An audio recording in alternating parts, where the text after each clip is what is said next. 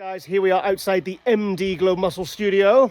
This week we have three guests. We have Robin Strand, Joe Seeman, and Emily Schubert, as well as the industry's latest hot news. Check it out.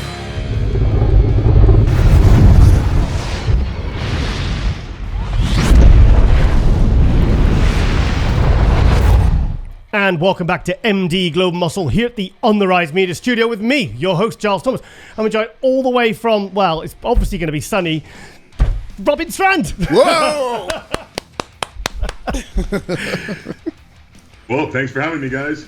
Robin, I actually interviewed another Canadian there and I had him fresh in my head and I was about to say his name then. I was like, no! So, Robin, thank you so much for coming on MD Globe Muscle, mate. Nice to get another Canadian on because, like I said, I interviewed another Canadian yesterday for a different episode. But, mate, we've never spoken before. I know we've spoken a little bit on some DMs and stuff, but... you know, you competed last week at the New York Pro. What was that like for you, mate? Are you happy with the experience, the placings? Tell us. Yeah, for sure. Well, I've competed in the New York Pro before in 2019. That was my pro debut, and I got 10th place there. So this year I competed at the New York Pro. I got 8th place. Mm-hmm. The experience as a whole, it was really incredible, to be honest with you, Giles. You know, I had so much fun getting up there. I felt like I absolutely brought the best that I could bring to that stage. It's a big stage, so I'll be honest, I was nervous. I had some anxiety getting up there with some big guys, but all in all, I felt very good with the way I looked and how I presented myself. The placing, of course, I was disappointed. I wanted to get a better placing, but you can only control what you can control. You can't control the placings and what the judges think. Mm-hmm. So all I can do at this point is make the improvements that I need to, get better for the next show up better, get a better placing, hopefully. So tell us about how you turned pro and you know, basically, from when you were an amateur to now. Give us a little bit of background. Sure, absolutely. So I started competing back in 2011. I was 18 years old. I started competing as a natural athlete. I competed natural for a couple of years and then got into the open category where then I started actually competing as a junior. So in 2014, I actually won the Junior Mr. Canada here. It actually took me from 2011, 2012, 2013, and 2014. I did that show 4 years in a row to win it. So that was just something that I, had in my mind that I absolutely had to win. I won it at 21 years old. The cutoff for juniors here in Canada was 21 years old. So that was, the first real feather in my cap that showed me that I had potential to continue down the road in bodybuilding. After that, I started to say, okay, it's time to get up there with the big boys. So I took a year off and I came back in 2016 as a super heavyweight. The funny thing about that was during that time, I still believed that I would be a heavyweight. I didn't quite think that I was big enough yet. So I dieted as hard as I could, and I just stripped off every last bit of fat, maybe even a little bit of muscle. And I ended up at 225.5, and the cutoff was 225. So, I did the whole thing, trying to do the cardio. They gave me 40 minutes to go sweat it out. I came back. I think I was still like 0.2 pounds over. So the guy weighing me says, okay, I want you to, take off your posing trunks and I want you to breathe out all your air. So I did that. Wow, I've never heard that one before, Robin. I've heard of guys, too. I've heard crazy stories of like guys, Steve Crichton? Yeah. Going in the sauna for hours with a bin bag, trash bag. That's right. Doing step-ups and press-ups. But, mate, that's a first in 28 years. I've never heard that one, breathing out all the air. That's new. I swear. And the funny thing was, I tried to go in the sauna and I tried to do cardio. I couldn't sweat, not even anything. So, regardless, I ended up in the super heavyweights. Yeah. Now, I was at the very bottom of the super heavyweights, and I ended up 11th that year. Okay. And, when I got off stage, I was just over the moon with the fact that I was finally one of the big boys. And I looked at myself at now, I'm a super heavyweight. Because when I did my first show, I was 155 pounds. Wow, that's quite that's 70 pounds. That's like Sean Clarida territory, isn't it? Yeah, so I was always the smallest guy, and I would win shows by being the most conditioned, and that's kind of how I got myself all the way to where the pro card was, which was in 2018. Mm-hmm. So after 2016, I got that 11th. I stayed as positive as I could. I realized, okay, I'm the smallest guy here, still good conditioning, but what am I going to do? I'm going to have to come back a little bit bigger, fill in the gaps, and so I did that for 2017. We have the provincials here, which is like the state championships. Mm-hmm. So I ended up doing the super heavyweights. I won that, first place. Overall, got the overall. That qualified me for the next year to do the pro qualifier. So in 2018, I did the Toronto pro qualifier. I won the super heavyweights. I won the overall. I was awarded my pro card. And then that same evening, I got on stage with the pros to do the Toronto Pro in 2018. Okay. And that year I got 7th place. And that's when I met Ron Harris. Wow. So you got 7th, because that's what I Joe Seeman on last episode, and he did the kind of turning pro next day when jumped in with the pros and did really well as well, you know. So I mean, what was that? I always wondered what that must be like to be 1 minute you're amateur, and then the next day, you know, you're the best amateur, and then like literally either a few hours later or the next day you're walking on stage into it's almost like a completely different arena, you know, a different style. What was that like? What was that like to go from, like I said, from that to that in one day? What's that like as a competitor, as an experience? Oh, I remember that day, you know, like it was yesterday, because it was such a cool experience. Like you said, it's pretty unique to be able to do that. Yeah. I believe the Toronto Pro is one of the only shows where you actually can do that. So yeah, Joe Seeman was another guy that did that. Mm-hmm. So what happened was I got my pro card in the morning, and then, you know, had a few hours. I basically just, okay, now I'm going to go up on the pro stage. So I filled up as much as I could, and I got ready. And I remember being on the stage, going through those mandatories, and then waiting for the call outs. Mm. Now, I had no expectations at all. I really believed that I would probably be like last place, just considering that I'm so new, and I didn't think, again, I was big enough by any means. So they called me out actually pretty quickly into the second call out. But they had to call me, they called my number twice, mm-hmm. and then they called my name because I was just kind of there like... So yeah. It's like, what? Sorry, what? Who? Yeah. Oh, me? Oh, right, okay. That's exactly how it was. Yeah. And wow. I remember the way that my body felt. It was almost like my body and my brain were disconnected, almost like a out-of-body experience. So I remember walking out there and not being able to feel anything. And I thought in my head, I must look so bad because I can't even feel my poses. I don't even know what I'm doing. But then I ended up getting 7th, and I ended up looking at the pictures. That's good. I ended up getting all this praise, and I ended up beating some well-known guys, and I was hang on, 7th place. You'd have beat to be second call out. I mean, that's, like you said, that must be a real bonus on top of, you know, winning the amateur the day before. So what names were in that show? Can you refresh our memory? Or? Yep. So Juan Morel, Samson, I believe. Well, oh, sorry, it was. Ian Valier was second. Yeah. John De La Rosa was first place. Yeah. I can't remember the rest, but I do remember that I beat Max Charles, and I was like, I beat somebody. Wow! Holy shit, and that's good. There was a few names, you know, but yeah. But regardless, you know, it's not really about, you know, who you beat. I mean, I guess it is sometimes, but for me, it was looking at the pictures and being like, wow, I belong there, and I was awarded that placing, which made me feel incredible about now going into the pro rankings as somebody who has potential to be a good pro. And it was just an incredible experience overall. I mean, when you're going from, like I said, doing that, you know, the next day as a pro, I suppose it takes away the intimidation factor for if you got your pro card and then took 2 years off and then came back and you're thinking, what am I going into? Am I good enough? I suppose it takes away a lot of doubt, and probably, you know, if you do really well like you did, you know, like second call out, beating Max Charles, you know, 7th place, that must be a real confidence booster for when you then leave the stage and then you come back and, you know, after a good off season and know that, you know, okay, now I really do belong here as a pro. I totally agree with you. I think my experience was a little bit different because I chose to do the New York Pro the following year as my pro debut, because I don't really count that day being a pro debut. Right. You could, but regardless, I had an off season that maybe wasn't long enough.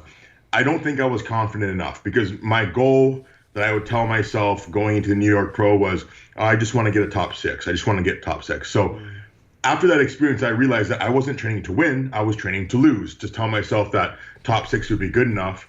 And of course, one of my mottos is you always shoot for the moon. And if you fall short, you land among the stars. Yeah. So that year I didn't shoot for the moon. I just aimed for something high enough that I thought was realistic. And then I ended up in 10th. So not bad, top 10. And I was still happy with that because I was like, oh, okay, cool, I get to do my posing routine. That's a number 3 show, mate. You know, that's the 3rd most prestigious, and it's an ultra competitive show that gets a lot of new faces. Top 10 in that is no mean feat, mate. Absolutely. And at the end of the day, when you look back and reflect, you just have to be proud of what you did. And I did the best that I could. Mm-hmm. I didn't peak properly and all that kind of stuff. But regardless, I got to do my posing routine. Nice. The posing routine was extremely controversial, which I kind of loved. Hang on. You said the magic word there, mate. Controversial. Here we go. You have my attention. Why was it so controversial, mate? What was it? What did you do? You didn't take your trunks off or something, did you? No. Like you did for the weigh-in. I put together. So I put together a mix of songs. One song was an EDM song, hype up the crowd, and then I put on King Kong by Jibs, which is King Kong in the trunk, King Kong, King. And so what I did was I was beating my chest like a gorilla, hitting poses, just having fun. And then I finished off the posing routine with Soldier Boy. So it was this elaborate routine that I put together. And I guess Bob Trickerillo picked it up and he made a Facebook post about it and saying, bodybuilding shouldn't be this monkeying around. We should just be hitting our most musculars and things like this. So it ended up getting like over 5,000 comments. And at first I was like, oh my God, like wow. This is like overwhelming to me because there was obviously a mix of negative and positive. Yeah. But at the end of the day, what it showed me was all publicity is good publicity. Yeah. And it also showed me that when you think outside the box and do something different, you get people's attention. Yeah. Okay, guys, sorry, I had a bit of a lighting issue, so Derrick caught it. So, sorry, mate, you were saying, what we talk? Oh, yeah, we're talking about, I said, it's not like you're going on stage doing is it the frog march? What's it called? What's it called? The Nazi walk? I don't know. The bloody, it doesn't matter. It's not like you did something really controversial, but if that got people talking about you, mate, then, that's, if it's, and the thing is, if you said it's comments and it's kind of, there's both sides of the argument, then you've sparked like a debate there, not just everyone's, chastising you for doing something really stupid, or right, or cringy. Exactly. So, yeah. At the end of the day, I knew that I was entertaining people, and I think really the posing routine is about entertaining the crowd because we're not judged on it, right? Yeah. So the fans, the people that show up, they want to see some cool, fun posing routines. So in my mind, I was thinking, well, if everybody else is just doing most musculars and very similar posing routines, I can tell when people get bored because they just kind of tune out. They go on their phones. They're not really paying attention anymore. They're talking to their friends. But during my posing routine, people were watching, so that was cool. Okay, guys, sorry, we had a bit of a connection issue this time, so sorry about that, Robin. Like I said, we'll edit all this, mate. So, what was? Sorry, just to quickly, finish off that subject. What was Bob's issue with that then? I mean, I'm sure he likes a bit of pizzazz and and kind of flair in posing routines. What he said to me in person was, "Robin, I don't want to see any more monkeying around on the stage." I said, okay, Bob, I'll bring a better posing routine to Toronto Pro. Okay. So that's what I did. Okay, fair enough. Okay, then, well, let's talk about generally, because what actually drew you to bodybuilding in itself? Yeah, so it's a long story, really, but I'll try to make it not too long. But really what happened was when I was in grade 11, I was being bullied. I ended up developing a serious eating disorder, bulimia nervosa. Wow. Which I ended up getting hospitalized for. And I ended up getting down to about 125 pounds. And I was very sick. So sorry to interrupt, but how tall are you? Yeah. What's your height? How tall are you? Just so I can get an idea of your body weight at that time, that, your sort of body mass. I'm 5'11". 5'11", 120 pounds. That's like, 9 stone, 5'11". That's thin. I was sick. I was very sick. And I understood how sick I was. But during that time, I was embarrassed of the fact that I didn't have any friends anymore. I was being bullied. I had this eating disorder. I couldn't even tell my parents about it. And really kind of where the breaking point was, and this is pun intended, when I went back to school, I ended up meeting the bully again. And he wanted to arm wrestle with me in math class.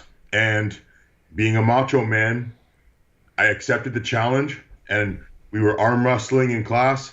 He had me almost pinned, but I didn't want to give up until my arm snapped. Oh, and no! I thought you were going to say that. Oh. Holy shit. So you were really fighting for it then? I gave it my all. And, I thought I was pretty confident because I was obviously delusional. I looked in the mirror and I saw that I was shredded. I had all the muscles there. Now, I was 125 pounds. They weren't big, but I was shredded. So I was like, all right, I can take this guy. And he was probably, 155 pounds or whatever. Bigger kid, obviously. But when that happened, again, I was too embarrassed to even say anything. So I was like, all right, man, you won. And I just held my arm and I finished off the day. And I went home and I said, Mom, okay, listen, I've got to get a cast on this thing. This is what happened. And she still didn't know about the eating disorder. She actually didn't know until pretty recently. But we went to the hospital. We got the cast on there. And that's when I had enough. So that was the breaking point. After 2 weeks of having that cast on, I cut that pink cast off. Yeah. And I said, we're going to go to Walmart. We're going to pick up one of those sandbag weight sets. It was 65 pounds. So we brought it to my room. We set it up. And I remember going, okay, this is it. I'm going to get big and strong, and I'm going to defend myself from now on. I'm never going to let this happen again. So 65 pounds, it goes down. It doesn't go up. Mom, you got to come help me. She helped me it up. Yeah. And man, again, just traumatic. So what actually happened, how I started getting really into bodybuilding was during that time, I worked at a Wimpy's Diner, which is like a breakfast spot in my town. And the two owners, David and Michael, they were both bodybuilders. And I think that they recognized that I was a hard worker, but I clearly had something wrong with me because of how skinny I was. And when they offered me food, I would always kind of just deny. I wouldn't accept the food, no matter what it was, because I was so scared to eat. And there was only very certain things that I would want to eat. I would eat in private, all that stuff. So one day, David brought me into his office. He said, hey, man, listen, I've got this book here. It's the Arnold book of Encyclopedia Bodybuilding. I'm going to give this to you. We're both nodding, yeah. There's a lot we can all resonate with as bodybuilders. I mean, you got that one. It's a great book. Yeah, so everything. I took that thing home. I read it cover to cover. I went back. I said, I want to do this. So he said, okay, guess what? I'm downsizing my house. I have this basement gym. It has got everything. It's got a squat rack. It's got a bench press. It's got leg extension, leg curl. It's got dips, pull-ups, barbells. I've got weights from, dumbbells from 5 to 55s. It was everything I needed. He said, I'll take it off your paycheck. I'll bring it over. I'll help you set it up. We set that up in my room. Now at this point, with all that equipment in my room, there was no space left for my bed frame. So I got rid of the bed frame. Wow, that's brilliant. I put my mattress under the squat rack. Yeah. And every morning before school, I would bring my mattress out and I would train. And that's how I got into bodybuilding. And then around that time, after reading that book, I was desperate for more knowledge. So I was getting onto bodybuilding.com forums at the time, and I was reading everything about nutrition, and I was starting to feel empowered again, that I could make choices for myself that made me feel safe and strong. And, it's actually emotional for me. Like, I can feel the emotion coming up now just thinking about it. And, from day one, I remember having, a notepad on my computer, and I would write down my weights and how much I would squat. And, I do the 5x5 programs that I found on bodybuilding. And I remember taking pictures of every meal that I would make and every supplement, and I still have them all. Wow. Just because I go back sometimes for motivation to be like, look, man, look at where you came from. Wow. I kept a food, sorry to interrupt, I had a food diary from 15 to 18. I wrote down everything I ate and trained. Like, I kept detailed notes of everything. I kept pads of all my lifts, and then on the way to the gym in the bus, I'd say, okay, I did this last week, and now I've got to do this week. And, those are cool days, man. I mean, probably a bit over the top, a bit OCD, but, you do what you need to do at the time, don't you, to kind of get it, you're so into it. You kind of, it's, I think it's valuable if you're willing to do it. So, it's like, that's what bodybuilding at its essence, at its core, that's what bodybuilding is. It's the meticulousness.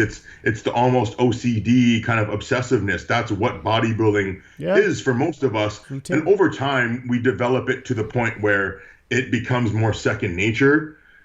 But even now, I still keep the journals, and I have the meals, and I have everything written down, because I think that's the best way to make progress. Yeah. So with that being said, I basically started training in my room. After a year of training, I ended up moving down to Toronto, where I stayed with my father, and I started going to university. So 18 years old, first year university, I met a guy named Giles in my class who was a friend of a friend. And he said, hey, man, listen, there's this show, and there is going to be a $500 prize for all of the class winners. Mm-hmm. I was like, cool, let's do it. Let's win some money, and, I accept the challenge. Nice. So it was 12 weeks out. I start prepping for the show. We're 6 weeks out. Dallas backs out. That's not how I work, man. I'm all in. So I end up doing that show. I won first place, and I finally felt like I was good at something, because I was always picked last in sports. Yeah. I tried soccer, hated it. Tried track and field, always last. Basketball, couldn't throw for shit. Basically every sport I tried, I just felt like I was completely wrong for the sport. Mm. And bodybuilding was the one thing that I say, and I wrote an article about this from myself, saying bodybuilding saved my life. Wow. Your story is literally like a much higher level Canadian version of mine. Like the sand-filled weights. I started weight training at 13 because I got beaten by a girl in an arm wrestle. Oh, God. I did. I know her name, but she's still on my Facebook. I keep hounding her for a rematch. Like 33, 32 years later. And imagine if you lost again. Oh, my God. Yeah. It's just that you, oh, my God. That actually did free, or she snapped my arm or something, But, I've seen a lot of the thing is with bodybuilding, there's so much we can kind of, because sometimes it's the same things that, why we started. Oh, I saw an Arnold film. Oh, I had somebody I looked up to was Muscular, or somebody took me under their wing and mentored me. It's kind of like everyone has that similar story. It's just that some guys kind of, they just take it further. People like yourself. But you're so right. I mean, I think a lot of bodybuilders, especially pros, because we take it to the extreme. Yeah. We start because of something traumatic that happened to us. Mm-hmm. And this was the outlet that made us feel like powerful, confident, safe, secure, in control again, after having something that I felt like I was going to lose my life to at one point. Mm. And I think if you've got like an eating disorder or something like that, and thing is, when you go to the gym every single time, you're literally fighting with those insecurities. You're fighting them back rather than let them change you as a person for the worst. Do you know what I mean? You're actually going, okay, then, do you know what I mean? I'm gonna tackle this head on. And every time you go to the gym, that's kind of like your motivating factor. Yeah, you're building yourself, and in the beginning, it was purely about building myself physically, but as I developed, especially into the professional ranks, I realized how much doing a lot of the inner work and learning how to love yourself, for example, not getting the placing you want at a high level show. Yeah. It can make you or break you. And you have to do the inner work in order to be able to accept these failures. And they're only failures if you quit, and they're only failures if you don't learn and grow from them. But that's why I love bodybuilding, because it's not just bodybuilding, but it's spiritual growth, mm-hmm. It's emotional fitness, and it's you learning how to empower yourself and spread positivity to others. That's why I love it so much. I think when I started competing because I didn't think I had good genetics and stuff, but when I did and I won, it almost gave me almost like a naive level of self-belief that, shit, if I can do this, and I don't have good genetics, and kind of these things are working against me, and I prep myself, and I did it my way, and I can still do it. It's like, shit, I can do anything. It kind of empowers you, doesn't it? It gives you that kind of, like, you've overcome, bulimia. I mean, that's, was it bulimia or anorexia, or was it, which really, I mean, I know the difference, but what for you, which one was it really? It was really bulimia, because it was kind of both, but it was really bulimia, because what would happen is I would starve myself all day. Right. And I would just eat, like, basically celery sticks. Wow. And then knowing that I would have, dinner with my family and not really having control over what that meal would be, excuse me, that would be kind of what set me off. So I would kind of overeat. And then what I would do, and this is obviously very personal, but I'm going to share it with you guys. I would go into the shower and I would purge myself until I felt like I got it all out. And then I would wait until it was dark out, and I would take my bike down to the high school. I'd go to the back of the high school where we had a track, and I would run the track for 2 hours. And I remember running the track and not wanting to listen to music because I wanted to be so hyper aware of anybody else being there, with the fear that they might watch me and know that I was doing something weird. Wow. So that was very, very bizarre. But I remember that and being like, thinking about it now, it's like, that's a very weird way to think about it. But then that's kind of how I coped with it. And then I would come back home and I would start the next day, and that I would just progressively, slowly lose more and more weight. So aside from the weight loss, did you have any other health issues because of it? Well, one thing that I was kind of scared of was what happened when I was hospitalized is that I started getting these sore throats that developed into, like, tonsillitis or strep throat. And at one point it was so severe, this is when I ended up at 125, that I couldn't really even swallow saliva, and it was extremely painful. Ow. And I was on all these meds, and I was like, basically just, I couldn't do anything, just be in bed. And that really scared me, because I realized how much damage I could be doing to my body if I didn't stop. Do you get people, like, knowing, obviously you've probably put this story out there, this kind of this background, do you get people reaching out to you to say either going through it, or they've got somebody in their family or their partner that's going through it? I don't get that many people reaching out about it, because I feel like there's still a stigma around it, and I still believe that people have a hard time admitting this. And maybe this is going to help people to understand that I still struggle with it. Okay. Even now, as a professional bodybuilder, I remember, and I'll tell you guys this, and anybody who's listening, because I want people to be able to open up and get help. And if you want to reach out to me, I would love to help people. But what happened was, after the 2019 New York Pro, I remember coming back home. I remember being so disappointed with my placing just in the moments afterwards. And then on the way home, we stopped multiple times, and I kind of I'd buy a Subway sandwich, and I'd buy this, buy that. And I just would eat kind of whatever I want. And then, okay, now, back on track Monday, Tuesday. And I remember actually planning to train with James Hollingshead. He was coming down for the Toronto Pro. Okay. So that year, the Toronto Pro, just like this year, 2 weeks between. So on the Wednesday before the show, it was the Tuesday night that I remember. And I had this in my mind, okay, I'm going to have to train with James tomorrow. It's going to be awesome. But I was starving myself again. I was thinking that I had to get in better shape. And this is now going back to my eating disorder. So I almost, instead of what I should have done is just continued on and probably filled up a little bit more and ate into the show. Yeah. I went in the reverse. I decided to cut more calories, get leaner. And the Tuesday night, I couldn't sleep. Right. Couldn't sleep. I had adrenaline. I had cortisol. I was stressed. And I'm like, oh man, I've got to put some food in my body because I'm going to train tomorrow with James. He's a beast, all this stuff. So I was up at, 3, 4 in the morning, and I started eating, and I started out like I always did. I would always start out eating clean. So I would always have this very meticulous way of starting with the cleanest foods and ending with the dirtiest foods. Right. So I remember this night, just like it was yesterday. I had my beef and rice meal, which would have been meal number 7. So it was an extra meal. And then I had meal 8, which was a repeat of that because I was still starving. And then I had stocked up with a whole bunch of protein bars. I had 20 protein bars, and I decided that I would just have one, and the one turned into 2, 3, 4, 5, 6. And by that point, I was starting to feel sick.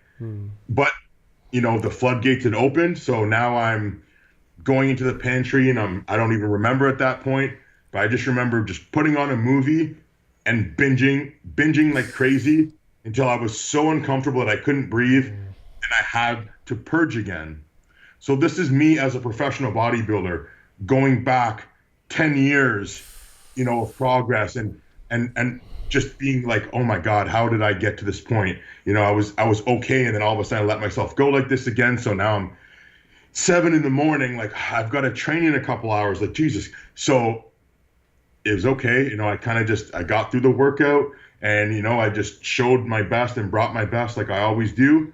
Nobody knew what went on except myself. I still looked good. I still looked okay, but inside it killed me that I could have done better. So then I continued to overcompensate, and I ended up taking, extra diuretics, going to the Toronto. Shit. Yeah. And I remember looking at, I actually remember being on stage, and again, Joe Seeman was there, and, many other guys that were there, and even some of the guys that I had beat previously, they're getting called up before me, and I'm getting pushed farther and farther back. And I'm I'm looking at pictures after, and I was like, wow, I basically turned myself into a piece of beef jerky. So there was all this compounding stuff that went into that, and now my confidence is gone. Yeah. So, right. Robin, what you're telling me there, that day you had, that actually sounds like there was one. I won't mention this person's name, but they were a pro athlete, and their cheat day was basically that. It was almost at the point where it was like they were binge eating to the point where they'd be sick, and then they'd go back and eat more. And I was telling me, and I was like, "What's your cheat days like?" And I was like, "That doesn't sound like a cheat day to me. That sounds like someone who's got 1 day a week bulimia." I said, "That really is." I said, that's not normal. That's not a cheat day. A cheat day is not that. It's a bit of extra carbs or a cheat meal or something you've been craving, like a bit of chocolate cake or something. I said, but what you've got there, I said, that sounds like an undiagnosed, eating disorder. I mean, that's really not, that doesn't sound good to me. It doesn't sound like it's good for your body either, doing all that, So, but I was about to ask actually, now all these years later, if you have a good relationship with food. But I was going to say, like, if you have one, like you said, one bad placing, it can trigger something that, you've previously left behind like 20 years ago. Yes. And, I'm proud to say that I've had now 2 years completely not binging or purging. And, that makes me feel good. But it's not to say that it couldn't happen at any moment. So you always have to be on guard. I realized this also. I learned the fact dealing with actually a drug addiction at one point during my amateur bodybuilding career. So this is just like a drug addiction, where if you're addicted to a drug or if you're addicted to food, it doesn't matter if you binge on it once a year and relapse. It's still an addiction. It's still bulimia. Like you said, if it's once a week, if it's once a month, if it's once a year, it doesn't matter, because it's still an issue. And I think it's good that we talk about this stuff, because that person that you mentioned, maybe they're not recognizing yet, or they haven't come to the fact that they need to accept that as something that is going to potentially harm them or is harming them, and that they can get help and they can actually get better and find a new way to deal with that. The problem is they legitimized it as a cheat day. So it's like, no, I'm allowed to do this because this is what people do. This is what all bodybuilders do on a cheat day, right? And I'm like, no, actually they don't. They don't. That is far removed from a cheat day. That's something that could, either, you feel like you've got control over it now, but really you don't, because that's not a normal way of being or eating, So that's why these things are so insidious, because you will justify it to yourself. They masquerade as something else. Exactly. You will believe it so deeply in your mind that what you're doing is okay, until it gets to a certain point where it's not. Just like drug addiction, right? Yeah. You know, it's like, well, alcoholism or something. You know, I drink to relax. It's like, well, you're drinking every day, mate. That's right. Yeah, you know, I smoke weed like all day long because it helps my anxiety. It's like, well, you know, it's probably giving it to you over the long term, really. You know, I've been there, and these are things, like I said, this is the inner work. You know, even something as harmless as smoking marijuana. It's a perfect example because and alcohol too, because it's so socially acceptable. You could smoke all day and you can still be a bodybuilder, and there's so many ways you can justify it. Hey man, you know, it helps me with my appetite, it helps me sleep, it helps me relax. Yeah. That old chestnut.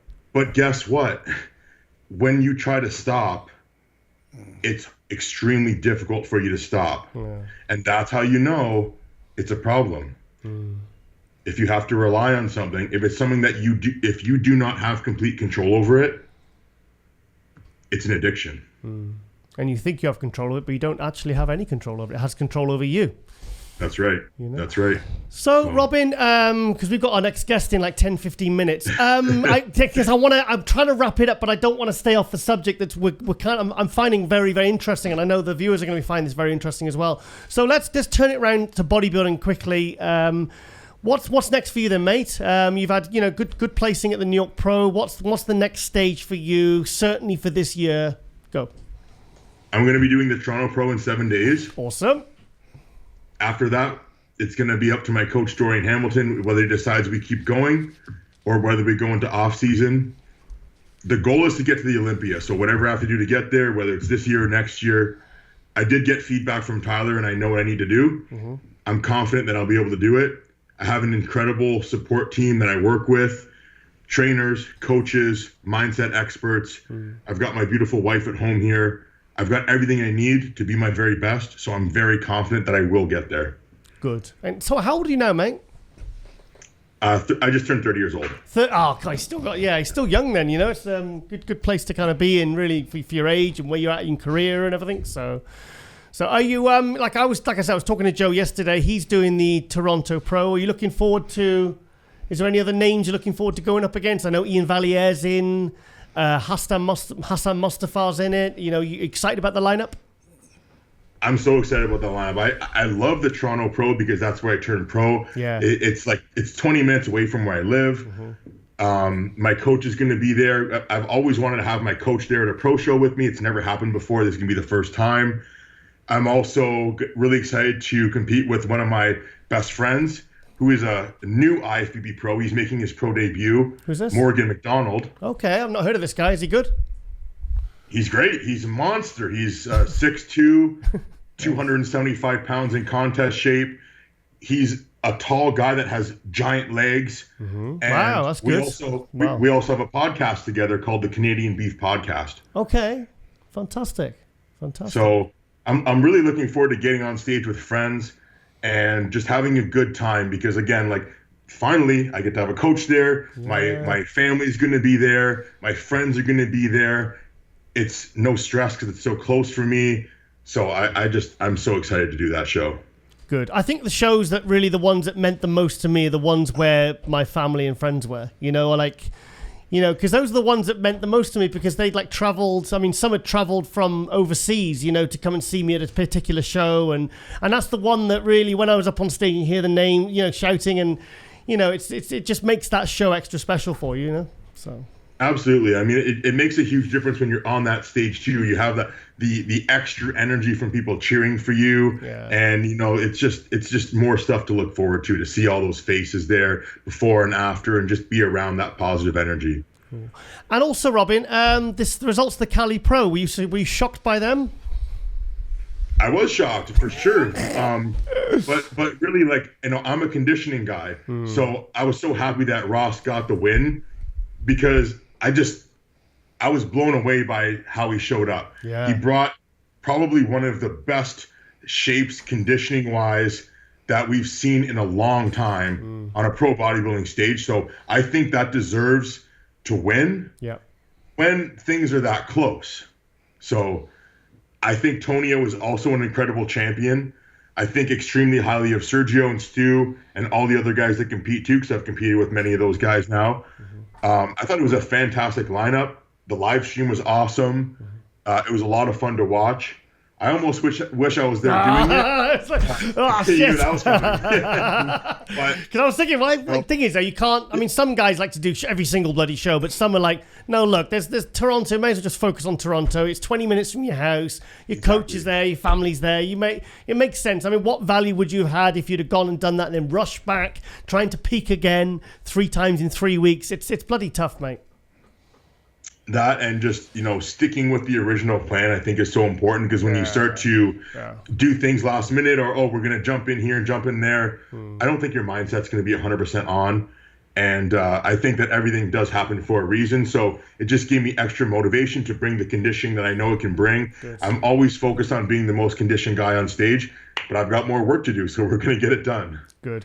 Robin, I'm getting blinded here, so I think we're going to have to... I can see that. Yeah, I'm trying to casually move away from the light, but we're going to have to get some light blockers up now, mate. And I've actually got Tonio on in 5-10 minutes.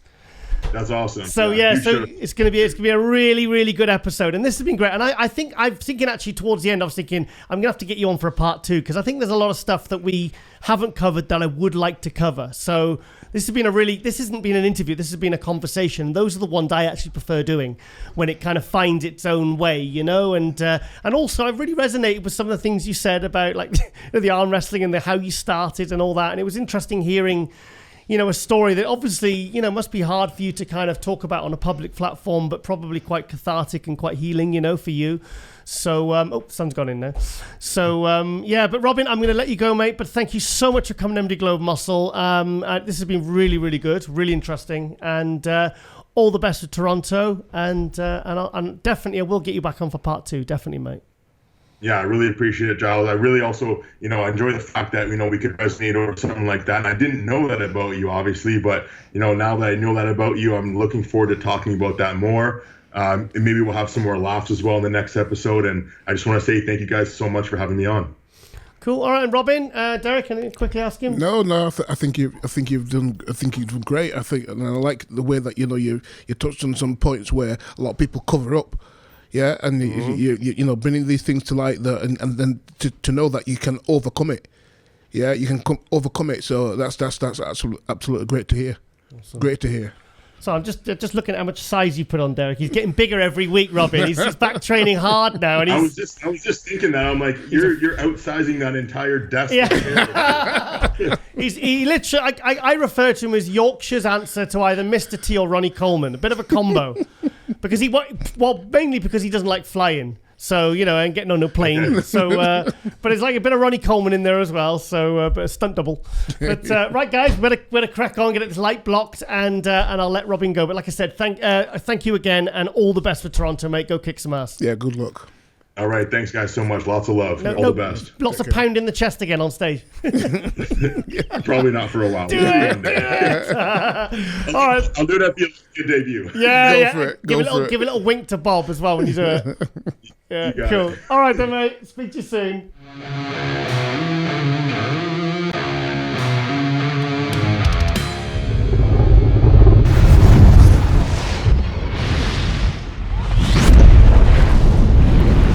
And for the first time in a while, we've got a female guest. We have Emily Schubert, all the way from, I've completely forgotten, Pittsburgh. Yes. Yeah. Yes. Well, you did only tell me 30 seconds ago. So, Emily, thank you so much for coming to MD Globe Muscle. And oh my God, you looked absolutely incredible at the New York Pro. How do you feel about that? Thank you so much. It was a whirlwind. Coming off of Pittsburgh, we jumped right into that show. So, I think it was 4 days after I got off stage at Pitt, I was driving myself out to Teaneck, New Jersey to compete by myself. So I packed up my car, drove out there on the road. It's rough when you're depleting and you're tired and exhausted, but I still had all that energy coming off, and I was ready to get back up there and battle again. So, going into New York was definitely a lot of excitement. My coach and I felt like we were going to bring a even better package than we did the week previously. So my energy was high. I had really good spirits going into that show, and I was ready to have fun on stage again. I was at the gym training legs, because my gym is only literally a 4-minute drive away. And I was at the gym last week, and the photos are coming through. Ron Harris's iPhone pictures that we put onto the we use as reference, and they go onto the forum, we do a play-by-play. And the picture came through. It was a readable bicep of you next to Natalia. And I said on the group chat, I could probably check my phone actually, I've got it here. I said, holy shit. Oh, sorry, pardon my French. I was so like, I mean, it was like the glutes, the quads. I mean, wow, your entire lower body completely blew my mind. Oh my God. I mean, the condition. Wow. Thank you. Yeah, I work hard on it. Yeah, it certainly shows. So can you give us a bit of background information about your, how you turned pro, your contest history, some of the highlights, to now?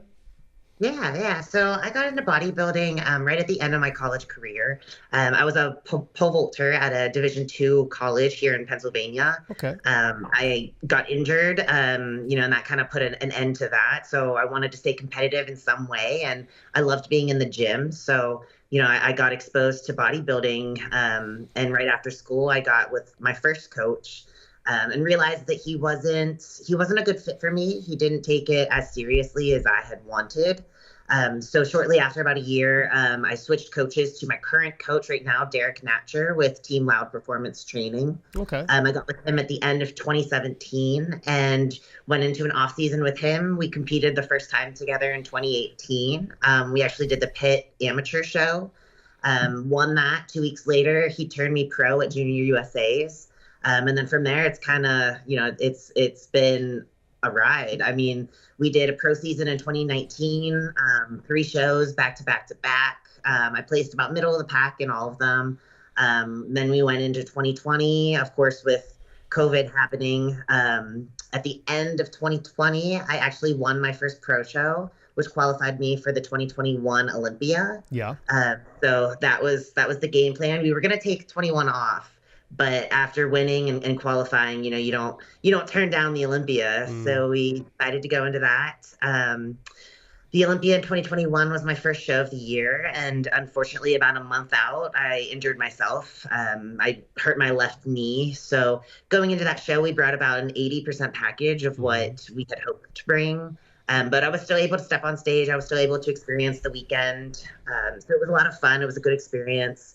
We did 2 shows after that to kind of wrap up the season, get a little bit more experience on stage. And then we took 2022 off. So we took a whole entire year off. That was my first time taking a full year off of competing ever since I started. So it was nice to give my body the break and the nourishment that it wanted. Yeah. My food got to the highest it's ever been. And I was eating free meals on top of that. So I was eating a lot of food. Nice. That's a good coach. Thank you very much. Yeah. It's definitely like as a female, you're a little bit nervous to see the scale jump up and realize like, oh my gosh, I'm eating all this food and like I'm just not fitting in my clothes. But it was really cool because I was able to focus in the gym with my output. So, week to week, my numbers were increasing. I felt stronger. I felt like I had, more push in the gym. So it was kind of like, if I'm getting the fun out of the training and I'm seeing that progress, then like I'm going to eat the food and I'm going to use it to fuel me in the gym. So it was a really fun year for me to actually take the whole year off and really focus on my training. Personally, I think it's very important for certainly women's physique where conditioning is very, very crucial. I think it's important for athletes to take time off. So for you to take a full year off, because you know how harsh true conditioning is on a woman's body, on the, on everything, the hormones, everything, the hair, the skin, everything. I think it's really important to reset everything, give it a break.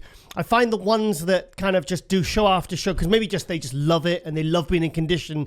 I find that they're the ones that don't tend to last as long. So I think this 1 step back, 2 steps forward approach certainly works for the shredded girls, people like these ladies like yourself in women's physique. 100%. And that's actually one of the main reasons why I chose my coach. He puts a great emphasis on health and recovery and making sure that we're, thinking of life after bodybuilding. Yeah. Naturally we want to do this as long as we can, but we don't want to make any, rash decisions or choices now that could lead to long-term effects. So with him and I being on the same page, I understood that taking a year off was in my best interest. And with him and I understanding what my goals are in the sport, I knew that, sitting out and waiting and being patient and putting in the time and the work was going to pay off in the long run. So, it really does pay off to listen to your body and treat it right and well. So what made you choose women's physique? So my first inspiration was Dana Lynn Bailey. Okay. And I loved how she carried herself. I loved that she wasn't afraid to be a strong female, and lift heavy weights and go hard in the gym. Watching her training videos was actually like my first little memory of really getting into bodybuilding and getting into all the motivational videos and the training videos. And so she was probably the first woman that I looked up to. And I always wanted to be a muscular build, to be strong, to go into the gym and lift heavy weights and do something kind of impressive was always, my goal in the back of my head. You can tell you're strong because you've got that kind of muscularity, that dense kind of muscularity. You've got a lot of detail. There's a lot going on. Do you know what I mean? And you can't really get that from light cable work. Yeah. My coach and I, we always call it that I'm on a leash because of my training. I push. Yeah. So with him, it's almost like he has to hold me back a little bit. Like for example, I used to have back squats in my training protocol, and I was getting upwards of 4 or 5 for sets of like 10 to 12, and kind of pushing weight there. So he said, we're not really getting what we need to out of that movement because you're strong and you're pushing it. So we actually had to switch and remove that exercise. So he has a lot of say on what I'm doing in the gym, because if not, I'm just going balls to the wall, as hard as I can. So he's kind of the voice of reason behind it all. So tell me your style of training. Yeah, so mainly progressive overload. We typically will do a 3 on, 1 off, depending on how my body feels and how recovery is. Mm-hmm. We typically will choose, my coach controls my training, so he writes out my protocol and my programming. So we're really paying attention to what body parts that we need to bring up, making sure that we're putting the emphasis where we need to. Mm-hmm. So for me, my legs seem to be dominant. So we train them to kind of... Sure, I am. Yeah. I couldn't help but notice, like, oh my God, your legs absolutely... I saw a video you posted today with you're flexing your legs and stuff, and I was just like, the density and the layers of the muscle in your... Like, and all, I mean, the thing is, I love conditioning, do you know what I mean? Male or female, I think it's absolute king, do you know what I mean? So to see that, like, that level of density, it's really, really cool, because I know how hard it is to bloody achieve that level of muscularity and size and conditioning. It's just hats off to you, Thank you. Yeah. So my legs tend to take over. So we actually keep them about 1 time a week. So we have 1 leg day where it's everything. So I go hard and heavy for quads, hamstrings, glutes, and kind of just, not annihilate them, but I crush them pretty good. And then we have a secondary day where I touch them just a little bit. So it's more volume, a little bit lighter weights, less exercises. And then the rest is mainly upper body. So we're hitting my arms usually 2 to 3 times a week, my shoulders at least twice a week, back at least twice a week. Wow. So we're trying to bring up the upper body to kind of match it.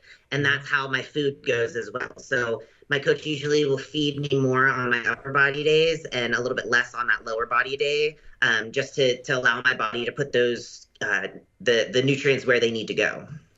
So, I mean, you've just had thing is, the New York Pro, you were going up against like the current Olympia champion. What was your feeling when you knew that, because that doesn't really happen very often, where the sitting the current Olympia champion will go and do another show apart from the Olympia, because it's like you think that all they want to do is work you around to defend their title. But what was your feelings when the numero uno, who's never off, was coming into the 2 shows that you were doing?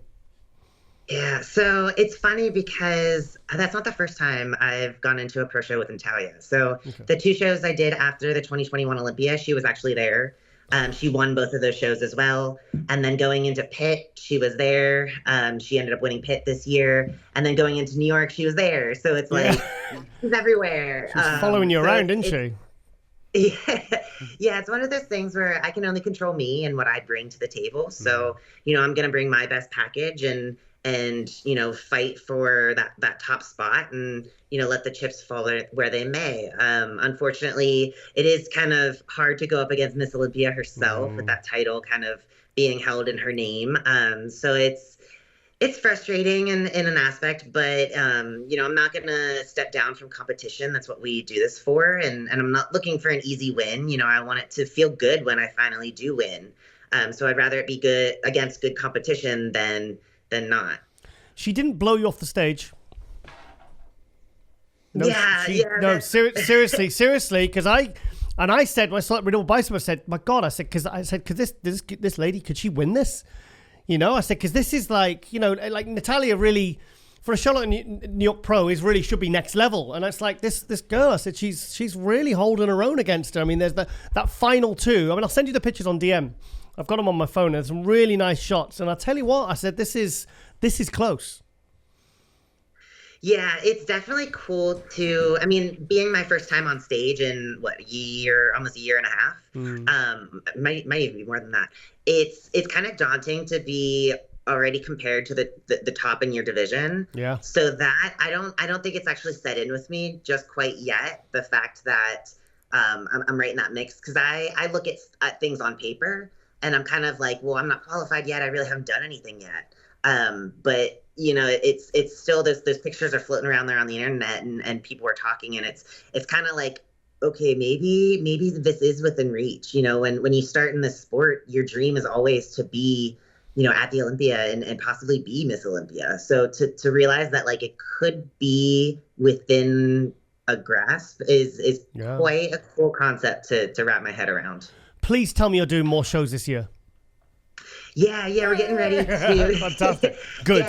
We're getting ready to compete again here soon. So hopefully it'll be a one, and then we can kind of, look forward to something bigger. I think this is going to actually, because I think you'll get a win. If you do like more shows, I think you're going to get a win. I mean, I think that's pretty much, I'd be very shocked if you didn't. Very, very shocked. So I think this kind of being so close to Natalia and it not being on stage at the Olympia, I think it's going to serve you well by the time you get to the Olympia, because it's going to be like, look, this is the lady that really, was really breathing down Natalia's neck in two shows. So I think you've got to get a win. Please get a win and go get to the Olympia, because I think you'll shock yourself. I think you will. Trust me. My competitive spirit, we're not done. Nice. We're not done. Nice. So what drew you to bodybuilding in itself then? I don't know. I think the fact that it's so challenging in a way that it tests you not only physically, but mentally, emotionally, spiritually. It's something that every single day I'm telling myself, can I improve? Can I get better? What can I do to get even 1% better than I was yesterday? So it's for me, I'm a very type A personality, very obsessive, very driven. If I'm going to do anything, I'm going to do it excessively or not at all. So for me, bodybuilding is kind of, it's easy for me to wrap my personality around. It's very easy for me to stay on a strict schedule, even deep in off season. I was getting up and going to sleep at the same time, making sure I hit my meals properly and around the same times. So it's easy for me to live that groundhog's kind of style of life. Kind of like living in the box of bodybuilding. And for me, to see what I can do with not only with my body, but testing my mind as well. The struggles you put yourself through, and you have to remember, like, this is all a choice. There's no gun to our head saying you're going to diet on fish and asparagus and that's it. This is a choice. It's a privilege to compete in this sport. And for me, it's really cool to see what I'm capable of and pushing the envelope to see what I can do next. As a sort of women's physique competitor, what are your views? Because I found personally, because I've really followed since it started, like 10, 11 years ago, 2012, 2013. And I think it was 2017 when I really saw the level of conditioning in women's physique go to another level. I mean, I spoke to Juliana Malacan, because if you compare a 2016 Olympia to a 2017 Olympia look, the 2017 was so much harder. And I asked her this, and she said, I did that because I felt that was where the division was going. She said, but personally for my physique, I didn't like it. I preferred my softer, rounder look that I brought for my first, I think 3 Olympia wins.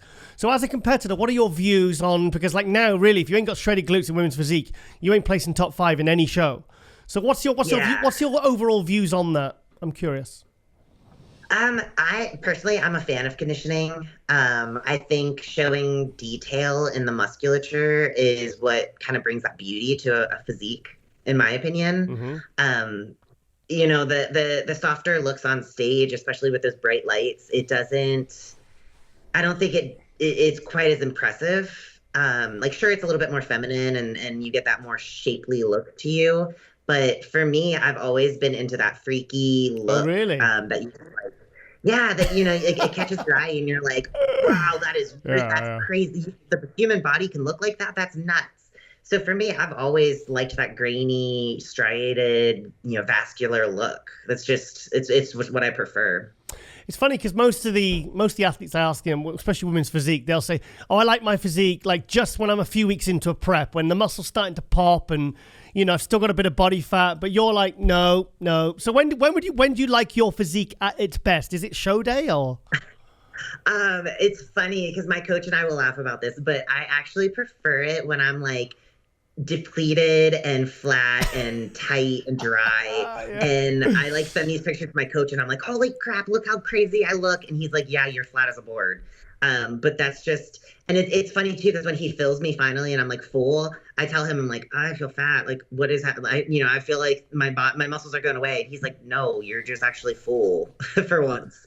So for me, I prefer that like dry, crispy look on me. But personally, I really enjoy being like in the midst of deep in season. So for me, this last month has been super fun to go from a show to another show and just watch my body kind of keep transforming day after day. Because, now we're at the point where daily I'm seeing changes and it's super cool. It's like a science experiment. Wow. So what do you look like in the off season? Because some ladies like to kind of go almost to reset, and some like to go big and heavy, and others like Natalia like to stay in pretty much contest condition year round. What do you like? What's your preferred state of being? Yeah, so with my coach, we're obviously focusing more on performance in the off season. Yeah. So for me, I do put on a good bit of weight. I would say in season right now, I'm like high 140s, 150s, right around show. Majority of prep, I was in the 160s. Mm-hmm. Off season, I was pushing about 180, right around there. Okay. So yeah, it's quite a softer look. It's definitely something that has taken me a little bit of time to get used to. Mm-hmm. Seeing yourself go from shredded and all this definition to now a softer, your face gets a little bit more rounder. Your clothes don't fit the same. It's definitely something I've learned to come into as I'm getting older as a woman, is to kind of embrace that femininity and understand that like a softer look is okay. And to gain weight is okay. And I think that's a topic that isn't talked about enough amongst us female competitors. Mm-hmm. Mainly because, when you go on Instagram, all you see are the shredded in-season pictures and videos. Yep. And not a lot of the females will show you their off-season. And for me, that's a big goal of mine, is to show you every step that I'm going through, because that's normal. It's the process. I mean, Natalia aside, because she is literally shredded all year round. I don't know how she's done it for so long, so successfully. It's quite something, really, and I'm not sure whether it's the best approach, but it clearly works for her. Yeah, I mean, I'm sure genetics play a part in that. Yeah, possibly. And possibly. For her, she's getting on stage every 3-4 months, so she can't really gain that much weight, because then it's harder to get it off, and then you're putting your body through even more pressure and more strain. So for her, she probably needs to stay within that, 10 to 15, if that around her stage weight, in order to compete as often as she really wants to be competing. And that's a choice that her and her coach have to make, True. So women's physique, do you see yourself always staying in women's physique, or have you ever been tempted, or are you looking to the future and thinking maybe female bodybuilding, with it coming back to the Olympia? What's your thoughts on that? Yeah, so as of right now this season, we're going to stay in women's physique just because that's the feedback that we've gotten from the judges. Yeah. Going into pit, that was my coach and I's goal, was to kind of see where I would place after taking a year off and adding about 11 pounds of stage weight. So, we weren't sure what the feedback was going to be. And obviously, battling Miss Olympia, we're going to stay in women's physique for now. Moving forward, I would say the door's not shut on women's bodybuilding, mainly because it depends on my training. So if I get to a point where I would have to hold back in the gym in order to stay in women's physique, it would be a harder decision for me not to move up. Yeah. But, if my look is more preferred in women's physique, then we'll stay there and kind of work what we got and fine tune everything. So it really depends on kind of the way my body goes. If we take another full year off and train and eat as we did this past year, we might have to look into swapping over into women's bodybuilding, but that'll come, in time and see what happens with my body.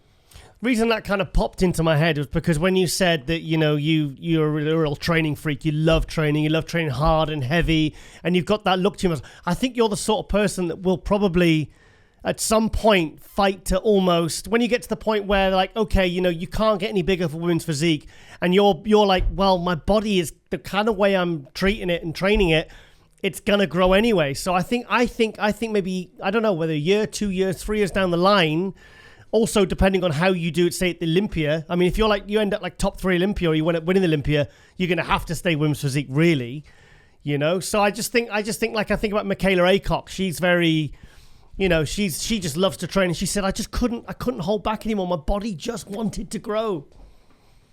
Exactly. Yeah. I am personally a huge fan of Michaela. She's a workhorse, and incredible. That's what I respect in the sport.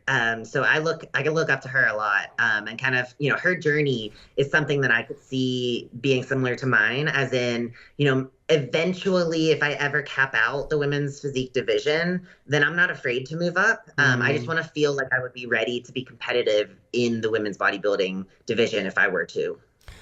Do you like the look of the female bodybuilders now that the kind of category is properly returned? I mean, you've got Andrea Shaw. We've, I can't, it's all I can think about Andrea Shaw because she's so awesome.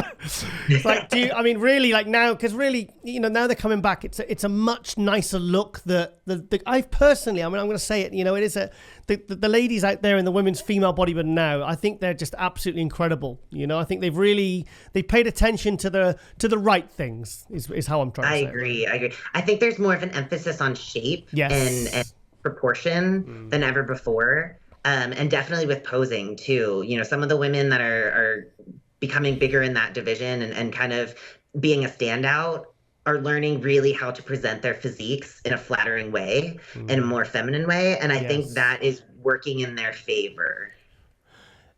Personally, I don't think Andrea Shaw's beatable. Do you? I like to say anyone's beatable, but Andrea definitely, you can't take your eyes off of her. When she's on stage, she lights it up. She's graceful. She's feminine. She's beautiful. She has the muscularity, the density, the size, the symmetry, proportion. She has, she checks every box. It's a matter of time when a new talent comes in. But for right now, she kind of has had a lock on the division, and that's kind of like the epitome of women's bodybuilding right now. Just like you said, you think women's bodybuilding, boom, Andrea Shaw's right there, and she's and a wonderful person on top of that. So her personality definitely makes you like won over in her for the champion of the division. Absolutely. I think like Sydney Gillen in the figure, and you've got Andrea Shaw, it's like unless they do something and they come in and they mess up, or they get Truscott and fitness. Missy Truscott, I just think I just sometimes think unless they injure themselves or something, are they even remotely beatable of this next couple of years? Because they're, like you said, they tick every box. They're so good. I was there at the Olympia like second row last year, and I was thinking, she's so far ahead of the pack, and the other women are absolutely amazing. It's just incredible to see. It's just like Chris Seabaum with physique. He is undeniable. He has so much talent and so much of the boxes checked that you're like, can anyone beat him? But that's part of the fun of watching is, seeing how close these other guys can get to him and whether or not, they're going to take over or not. So obviously, you know, you're a hardcore bodybuilder yourself. Do you follow the male side? Are you into that? Yeah, I actually do quite a bit. I've gotten really into the podcasting. Okay. So I'll watch a lot of the interviews and the coverage and the training videos, and I'll get into their actual own YouTube channels. I'll start watching. So nice. it's really for me, I almost watch more of the guys' content than the females. But I think I relate more to the guys because they're a little bit more like hardcore when it comes to bodybuilding. Nice. Yeah. I would say like I'm old school mentality of bodybuilding. It's pretty boring, but no, that's pretty much speaking our language, honey Derrick. 100%. Yeah. So who's your favorite male bodybuilder right now, currently competing, and also of all time? Oh, of all time. Oh, that's a hard question. Come on, thumbs cruise. I would say right now, I really am enjoying watching Sean Clarita's journey, Derrick Lunsford's journey. Mm-hmm. I've been a fan of Ian quite a bit. He's just, they're all workhorses. Hunter's is nice to watch too, especially now that he's kind of changing directions with his program and his protocol. So it's cool to see someone at that high of a level make that drastic of a change in their normal routine. Because for me, that would be like so scary. So it's really cool to see him kind of documenting that and showing his journey through that process. So mad respect for him. All time, geez. What about the 90s guys? I mean, that was the era I started following in 1990, and I was spoiled for that decade. I got to be honest. So, who's your favorite from that era? Ooh, Dennis Wolf is pretty cool. Awesome. Let's see who else. Have you ever trained with any of them? Amir's another top choice. His body was just so pretty. So there's a poster of him at my old gym that I used to go to, and it was he was in this pose like a front lat spread, and he had his one leg popped up, and it was so iconic. And every day I would look at it and just think like, man, I wish I could be as cool as that. Nice. So do you get any help with your posing as well? Because I noticed your posing was quite good. Well, very good. Oh, Thank you. So that's actually an aspect that I'm super proud of because I do all my posing myself. Oh, wow. Okay. So, that's good. Yeah, there is no posing coach. My coach, Derrick, will kind of give his opinion on certain things. But for the most part, I'm doing all of my posing choices and practicing and tweaking and all that on my own. My routines are all created by myself. The past two that I did were actually freestyled. Brilliant. So I kind of just picked a song and went for it and kind of let it flow while I was on stage. Nice. Yeah. I gotta be honest. I actually hate hearing that because when somebody like the French bodybuilder Theo Legeria, I've seen him pose. He's absolutely fantastic, and he tells me, "Oh, I just make it up as I go along." I'm like, yeah, but if you actually choreograph something, think how much it's great to see you, great poser, but imagine if you choreograph, it'd be even better. And he's like, well, maybe not. And I'm like, because obviously you have natural posing ability. If you can go on stage, Cedric McMillan would do that. He said he'd just go on and bring the house down. And it's like, but that's just. You've just done it off the top of your head. It's like, me, when I was prepping, I'd start my posing routine literally when I started my prep, 12, 16 weeks out, and it was just every single day. And then people like yourself go on and they can just feel the music and pull something absolutely incredible. Yeah, it's something I might try in the future. But for right now, I feel like if I were to try and create something and memorize it, I feel like on stage, if I blank, it's right. Going to be super noticeable. But for right now, it's like I just kind of feel the music and let my body do what it wants to do. And for me, that's where I feel free. These past two shows, I had the time of my life on stage. There was no fear. There were no nerves. I felt the crowd. I played off of it. So it's kind of cool, especially at New York. I started in some back poses, and I heard the crowd kind of, cheering me on. So I'm like, okay, I'm going to keep going with this, show off a little bit more here. See, so it's nice to have the freedom to do that. If you did that and you had a choreographed routine and you're like, okay, I'm going to have to turn to the front now, but you've lost the audience and then you're trying to fill the gaps of your choreographed routine that you had memorized. Yeah, I do see a point. Okay, I'll let you off. I'll let you off this once. Right, Emily, also tell us, because I said to Derrick before we started filming, I said, Schubert, I said, it's probably German. And then you, before we started recording for Global, you said, you're a bit of a mix, aren't you? Yeah, so German, Polish, Czech, Slovak, kind of like the Eastern European. Okay. How do you know all that? I mean, how do you obviously traced your family tree, or? Yeah. So my sister and my cousin got into like the ancestry stuff. Okay. So they've been kind of like trying to find our lineage. So they'll kind of search back and see our different family members and where they're coming from, and so they're super into it. So I learned a little bit from them. I'm not as interested in it as they are, but they've given me kind of the basics, the brief rundown, and I would say mostly our lineage is German and Czech. Okay. So cool. Right. Okay, Emily, before I let you go, is there anyone you'd like to thank? Any sponsors? Any people in particular? Yeah. So obviously my team, my coach, Derrick with Loud Performance Training, my tissue therapist, Adam with Alliance Athletics here in Pittsburgh, my suit sponsor, she makes every suit that I've worn on stage, and I'm so glad I get to represent her, Becca with BB Custom Suits. Cool. I wear body bling jewelry every time on stage. She curates perfectly matched jewelry sets, Bow with body bling. She's awesome. Mm-hmm. And then obviously Liquid Sunrays is the tanning company I choose. They always leave it stress-free for me on show day, making sure that my color's just right on stage. And then other than that, my family and friends that support me, the gym members of mine that kind of root me on every day. They see me struggling. So, all the people behind me, definitely, I appreciate every one of you. Awesome. That's been really, because I get, there's one member on the MD forum, he's always telling me, get more females on. And every time I get them on, they always exceed expectations every single time. And then, but I should get them on more often, but because I've had Andrea Shaw on several times, Sarah Villegas, Sydney Gillen, all divisions, even at Bikini on, that was just, it was okay. It was great. It was okay. Derrick wasn't feeling that one.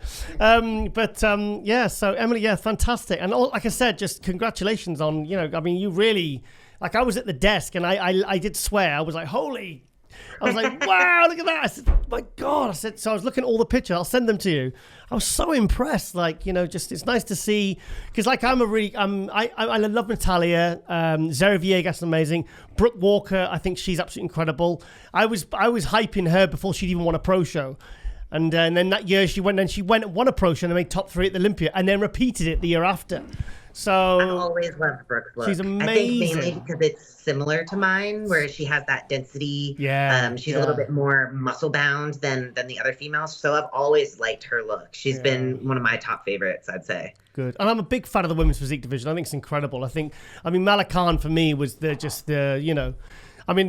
she was incredible. Even more than Shanique or the DLB. Julia Malakan was the women's physique. That was the criteria. That was the epitome of what I think that category was really designed for. I think she was the perfect representative. But I think you're going to give Natalia hell. I think you're going to do really well at the Olympia. So please go and get a qualification, because I want to see you at the Olympia this year. That's the game plan, man. That's the game plan. I got one thing on my mind, and it's a qualification. So that's actually an order, not a request. So you've got to be, because you want to see the best. It's coming. Yeah, come on, please, come on, pressure, because you want to see the best of the best, So so all the best for the rest of the year. But thank you so much, Emily, coming on MD Global Muscle, and I look forward to. I'll get you on again when you get your win. Thank you so much for your time being featured. Cool. All right then, Emily. Thank you so much, and I'll speak to you very soon. Sounds good. Bye-bye. Thank you, Emily. Bye-bye.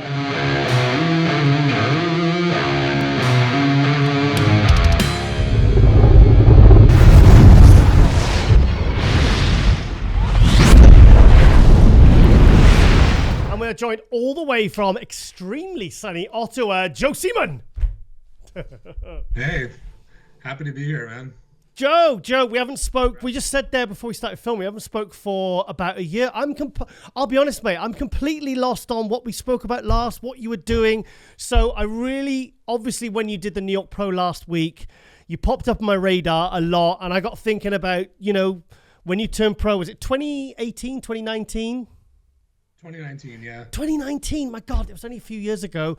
And then you came and took 4th place at the Pro the day after you turned pro. It looked absolutely sensational. And I've kind of been following your career, all the way up to now. So, so first of all, mate, let's talk about the New York Pro, because I feel like you were one of the shocks of the show. I felt you looked absolutely fantastic. And this is the Joe that I was really, really hoping to see.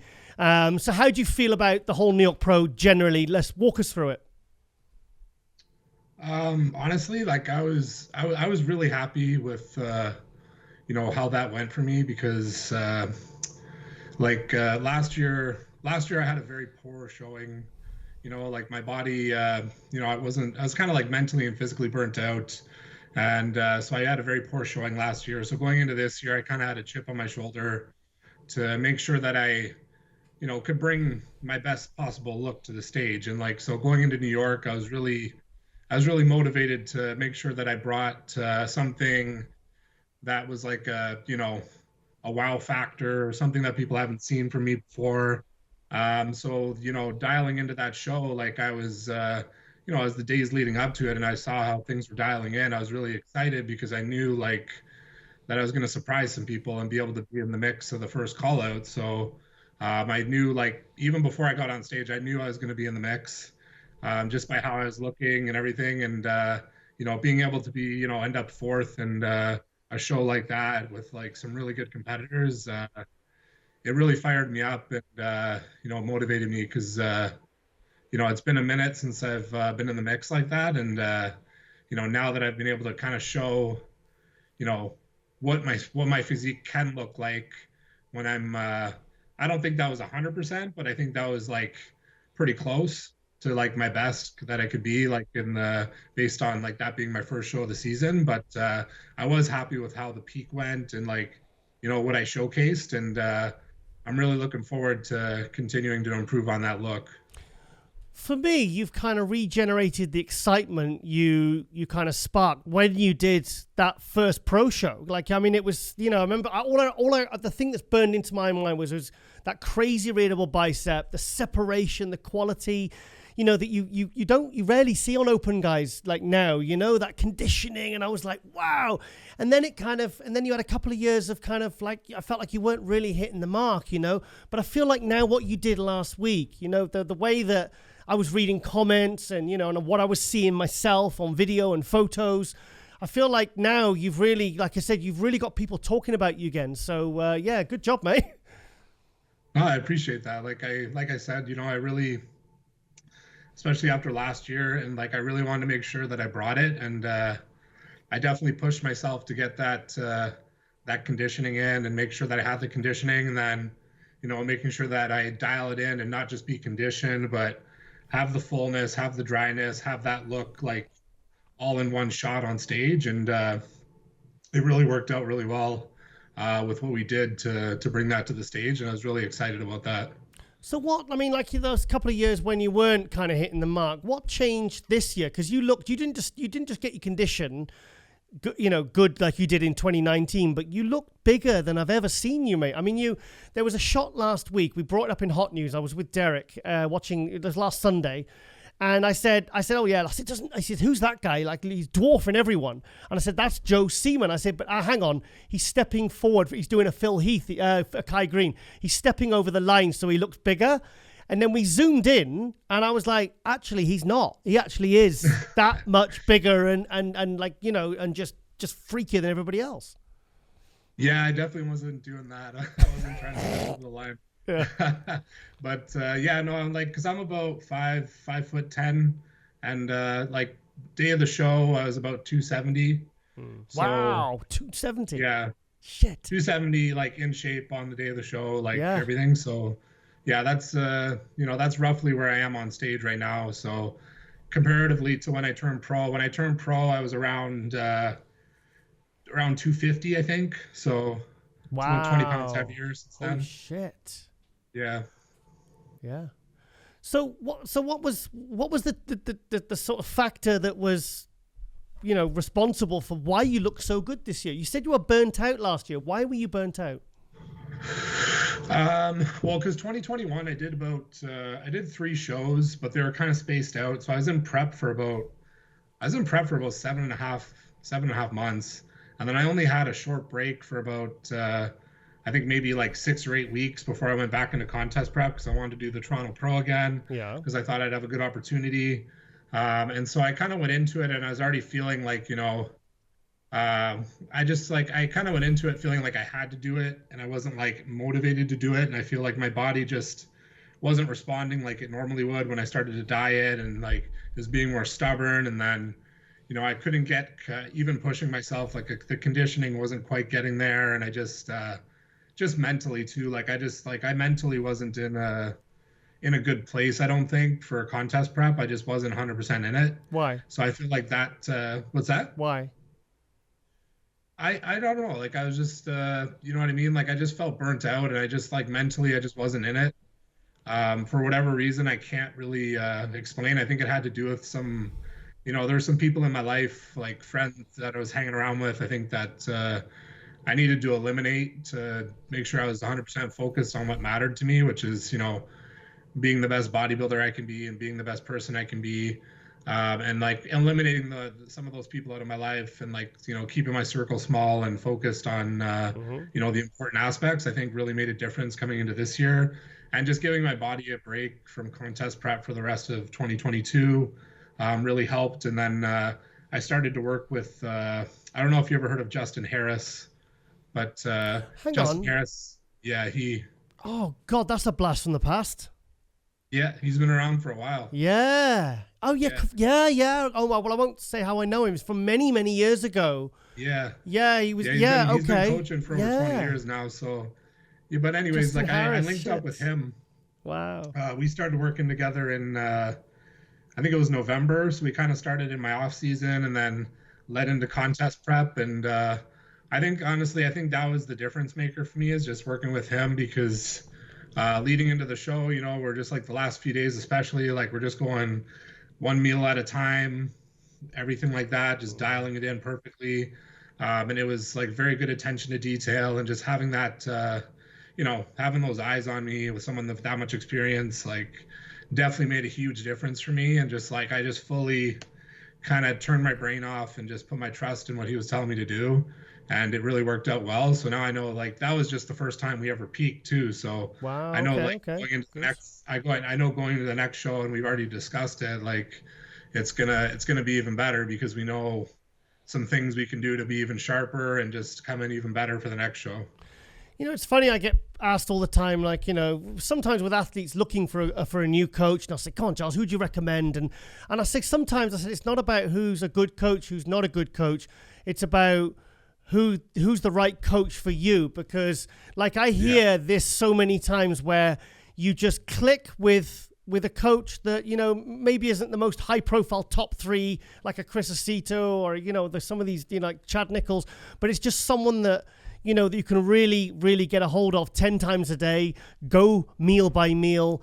And that really is kind of like he's fully invested in your journey to basically really help you bring your best. And then you feel, like you said about environmental factors. I mean, it sounds like a cliche, but like people maybe don't realize until you pull yourself out of, circles. I mean, I've been in that, where I remember I moved from a part of the country, and looking back now, like my environmental factors were a big sort of big factor really in kind of how my life generally was going. So as a bodybuilder, where you need that you need to have that distraction free, and you need the right support. It's so important. No, it really is. And like, I realize that now more than ever, especially like deeper into a contest prep. It's like, I'm the type of person where it's like, my phone is on D&D except for important things. And, like pretty much the only people I talk to are like, my coach right now, and then, my girlfriend and things like that. So it's like I keep very like focused on just what's in front of me and what I need to do. And I find that type of that type of focus and eliminating those distractions, just it's like the only way for me to like be my best, and it works really well. And it's really helped me this year to just be that much more focused on what I'm doing and enjoy it while I'm doing it too, because like, you know, like you got to enjoy it as well. And like I've been enjoying the process more than I have in the past, and I really like, you know, working with Justin, because, you know, with us, it's like he knows I have experience. Like I've prepped myself before.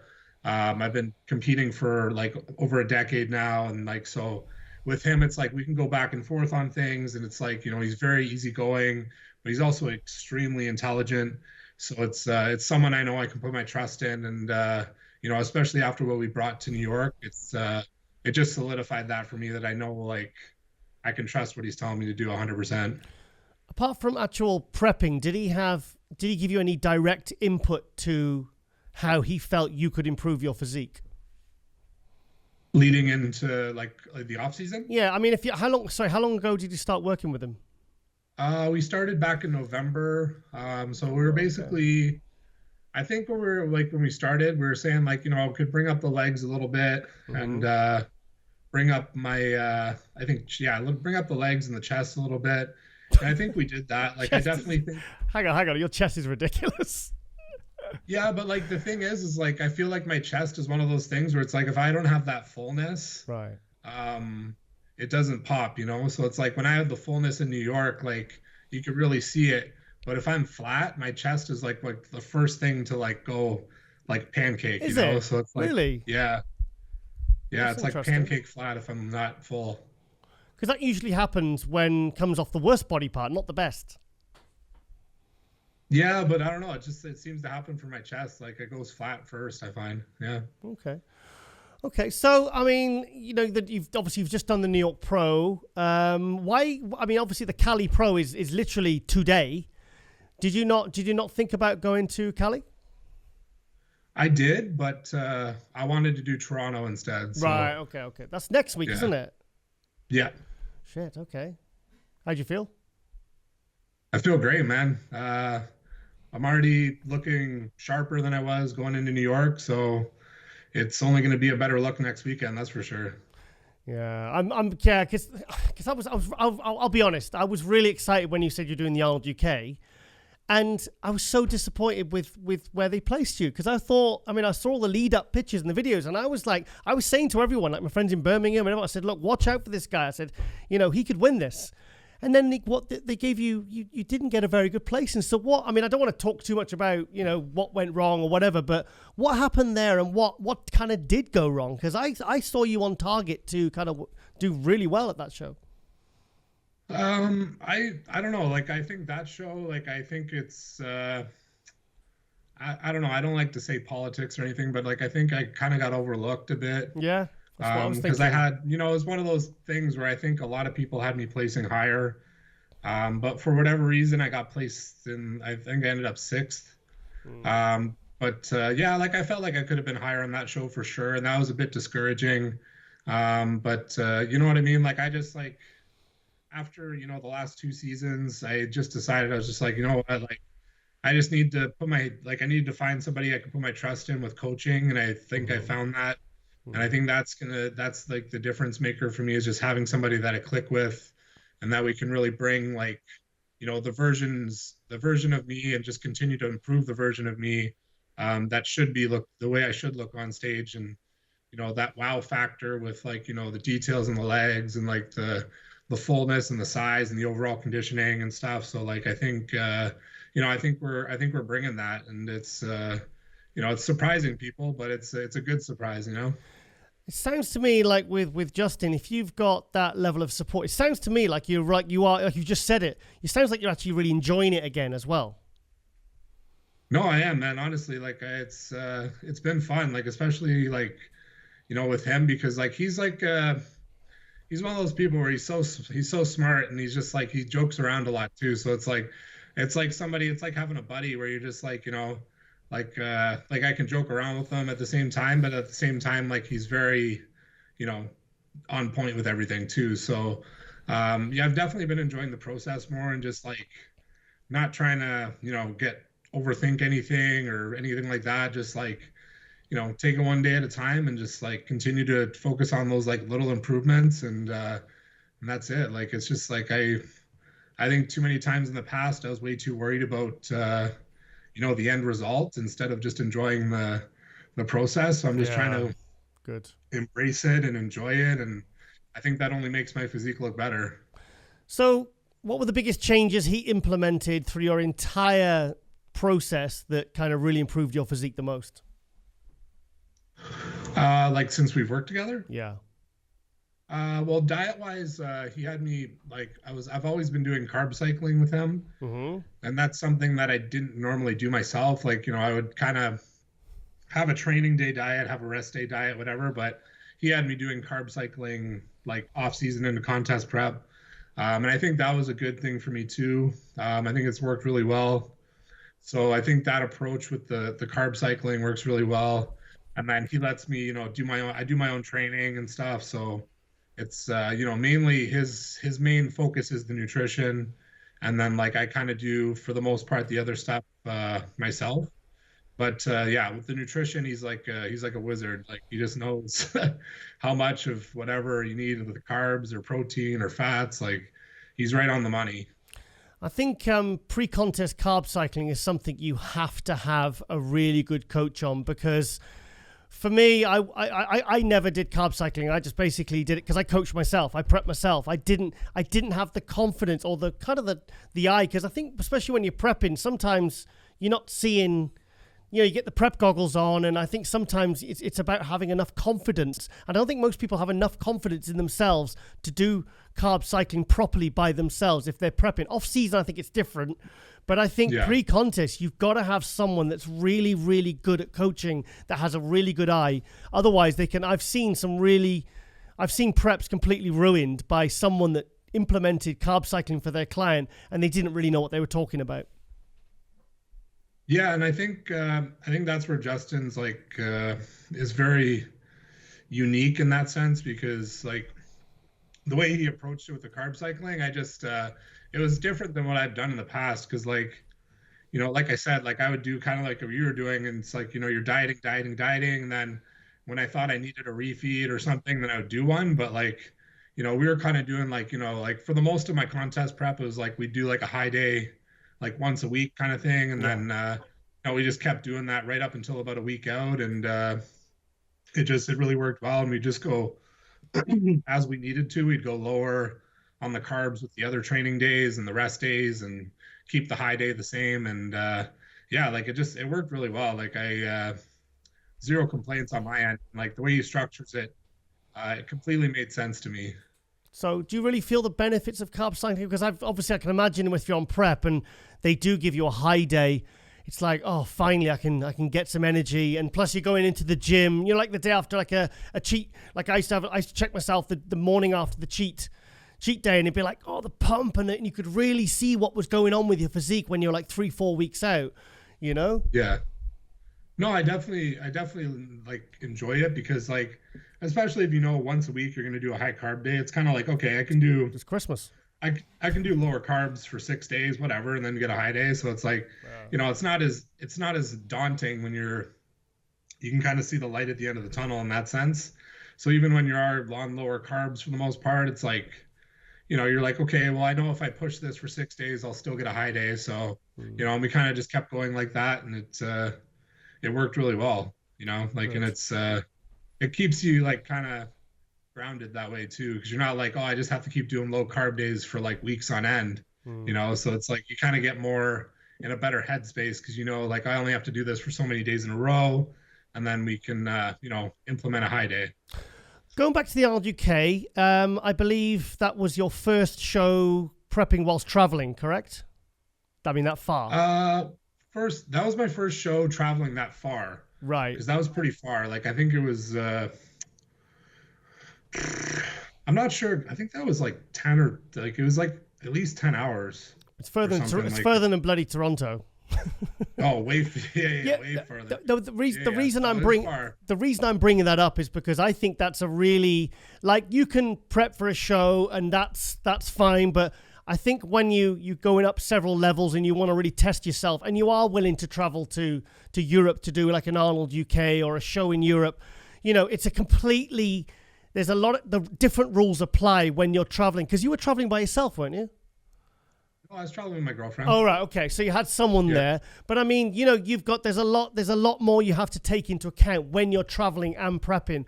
What was it like as an experience for you?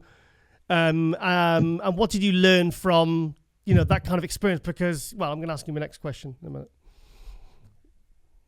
First thing I learned, doesn't have anything to do with the show itself, but I would never rent a car again going to a country like that. Yeah.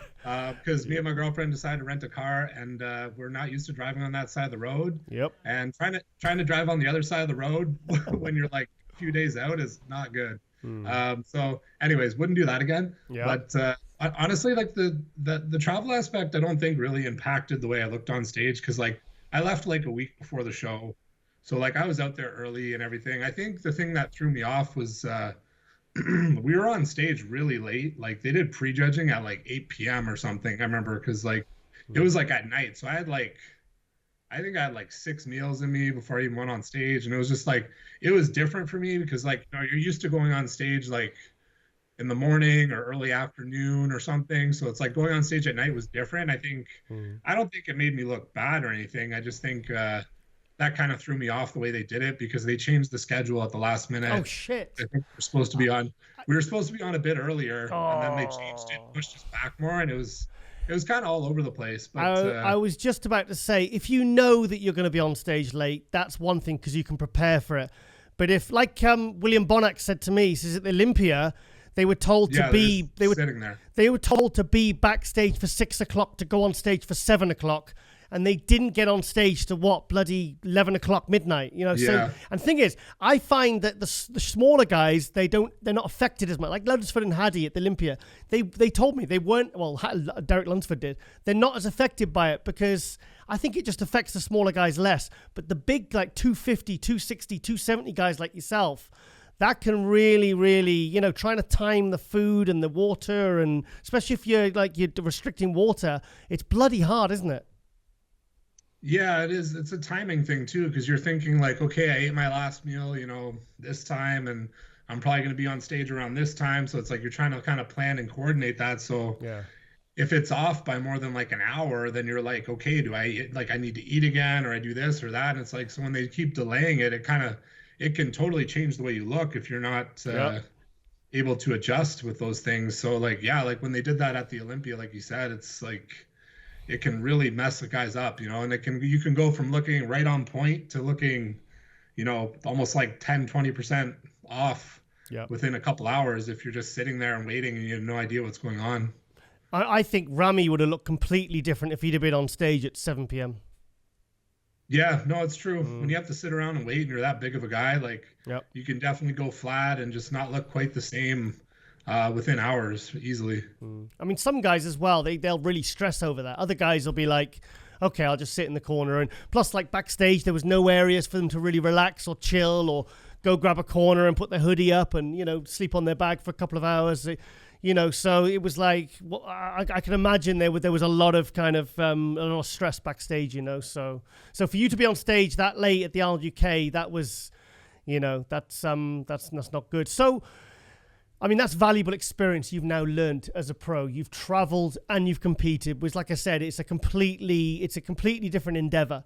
So, what I'm leading to is, would you consider doing any more European pro shows, like some maybe Emilio or Portugal or some of the Spain shows? Come on, Romania, Prague. Come on. Honestly, like I would for sure. Just like for the experience of being able to travel to those places I've never been, and obviously to do the shows, of course. But that's definitely something I do want to do. I don't know if it'll happen this year, but I definitely want to do it. Like if not this year, then next year for sure. Well, if you qualify for the Olympia, come and do Romania. Come and stay at ours, mate, because we're flying over. All right. Seriously, Deal. No, it's a serious offer. I think I said this to you last time.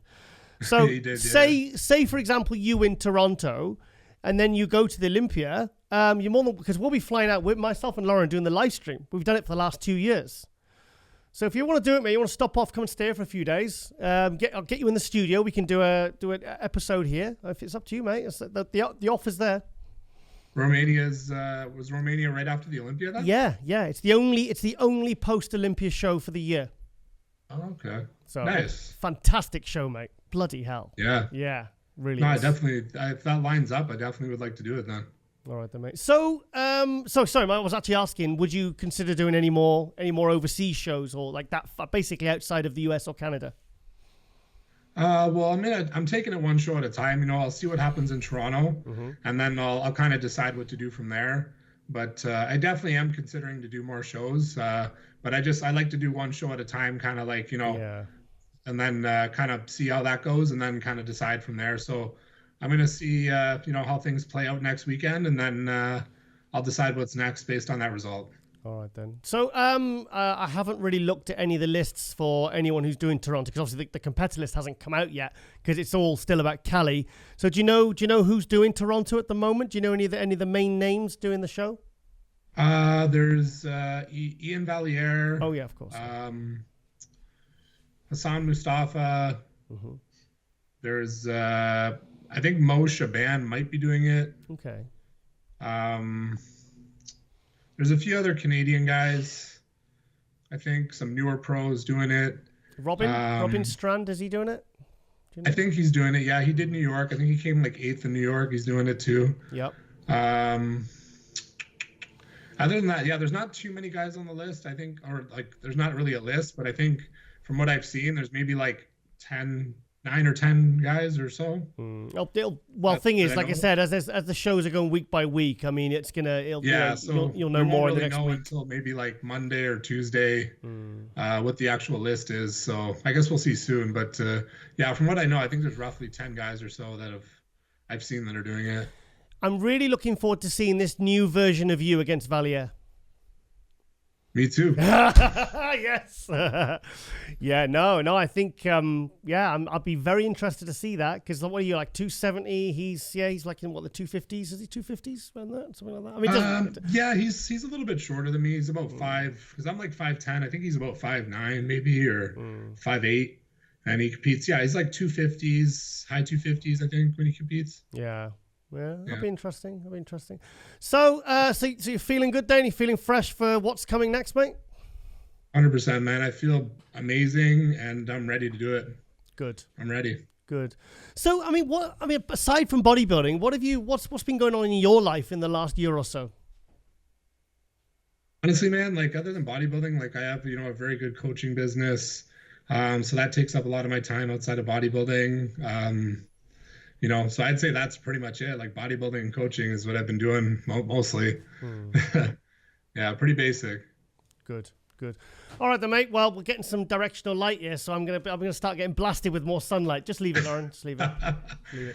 Yeah. So, right. Well, like I said, I was so happy when I saw, you know, how you were looking, and because I was like, yes, finally, you know, because it's like you said, you started so well, and then obviously I was like, this guy is not like a 7th, 8th, 6th, 7th, 8th place guy in any show. He's, you know, I really had high hopes for you, you know. So to see you looking like you did it in New York, you know, and that was a good lineup. You could have been higher, you know. And I just, I've got a feeling you're going to get a win this year, mate. I really do. I think you're going to get a win, and obviously then that'll get you to the Olympia, mate. Appreciate that, and I agree with you. Like I think, you know, I think New York I could have placed higher, but I think the main thing that I'm focused on more going into Toronto is I'm continuing to polish my presentation, because I know, especially with the head judge and everything, like I think like the head judge was Tyler Mannion, and I know, like, because I watched the first call out over and over again, and as soon as I was breathing a bit too much into my midsection, then he moved me out to 4th when I was in 3rd. Okay. Yeah, so I know just from that, like I was like I need to polish my presentation and practice like crazy. So that's what I've been doing, just polishing it up and making sure that when I go on stage in Toronto, there's going to be no reason why, you know, like why anything looks off, and nothing's going to be, you know, out of place or any issues like that. I'm just going to make sure that everything's perfect and, you know, polished and ready to rock. I really like to hear, like, the fact that you've made that observation that you know what I mean? You've seen that happen with Tyler and you've thought, right, okay, I see what's happening here. That's really smart of you to do that because that's something you can fix by next week, you know? And that's something that could help you. That could save you, you know, that could be the difference between first or second or third, you know what I mean? It's like that could really save your ass if it's close. No, exactly. And that's why I'm like, you know what, like, you know, with only 2 weeks between shows, it's like, you know, you can improve your physique a bit, but yeah, the main thing, presentation. And I know I can polish that up and, you know, getting the first show out of the way and like some of those jitters, like now I'm just like that much more confident going into this. And I just know with that polished presentation and just hitting everything 100%, it's going to be good. It's going to be good. And the majority of like bodybuilders do really get better with each show, really. I mean, like you started off really, really good there. That was a really good start to your season. So if you can, like, even if you could hold that, really, that would be good. You know, it's something like Toronto. I'll be better. Yeah, there you go. There you go. Good. I'll be better in Toronto for sure. Good. I guarantee I'll be better in Toronto, 100%. Good. And like I said, you've taken it one show at a time, so you're not really, you know, planning beyond that. But so that was my next question. So yeah, mate. Okay, then I'll let you go. But as always, mate, like I said, I've been there right from the start, really, in 2019. You know, this show's still going. You're in our 5th season now, and you were one of the first guys. You know, you're one of the guys that I have, you know, right from the very, like Samson. You know, like literally, we followed their careers right from the start, and we've kind of monitored it and, you know, and checked in with you every time you've made a step up or step forward, you know. So, okay then, Joe Seeman, once again, thank you so much for coming to MD Globe Muscle, and the sun is literally about to blind me. So, I'll let you go, but enjoy the rest of your Saturday, mate. And, like I said, thank you so much for coming on. No, thank you for having me, man. And, you know what, I look forward to being on again in the future and, talking about a win, ideally.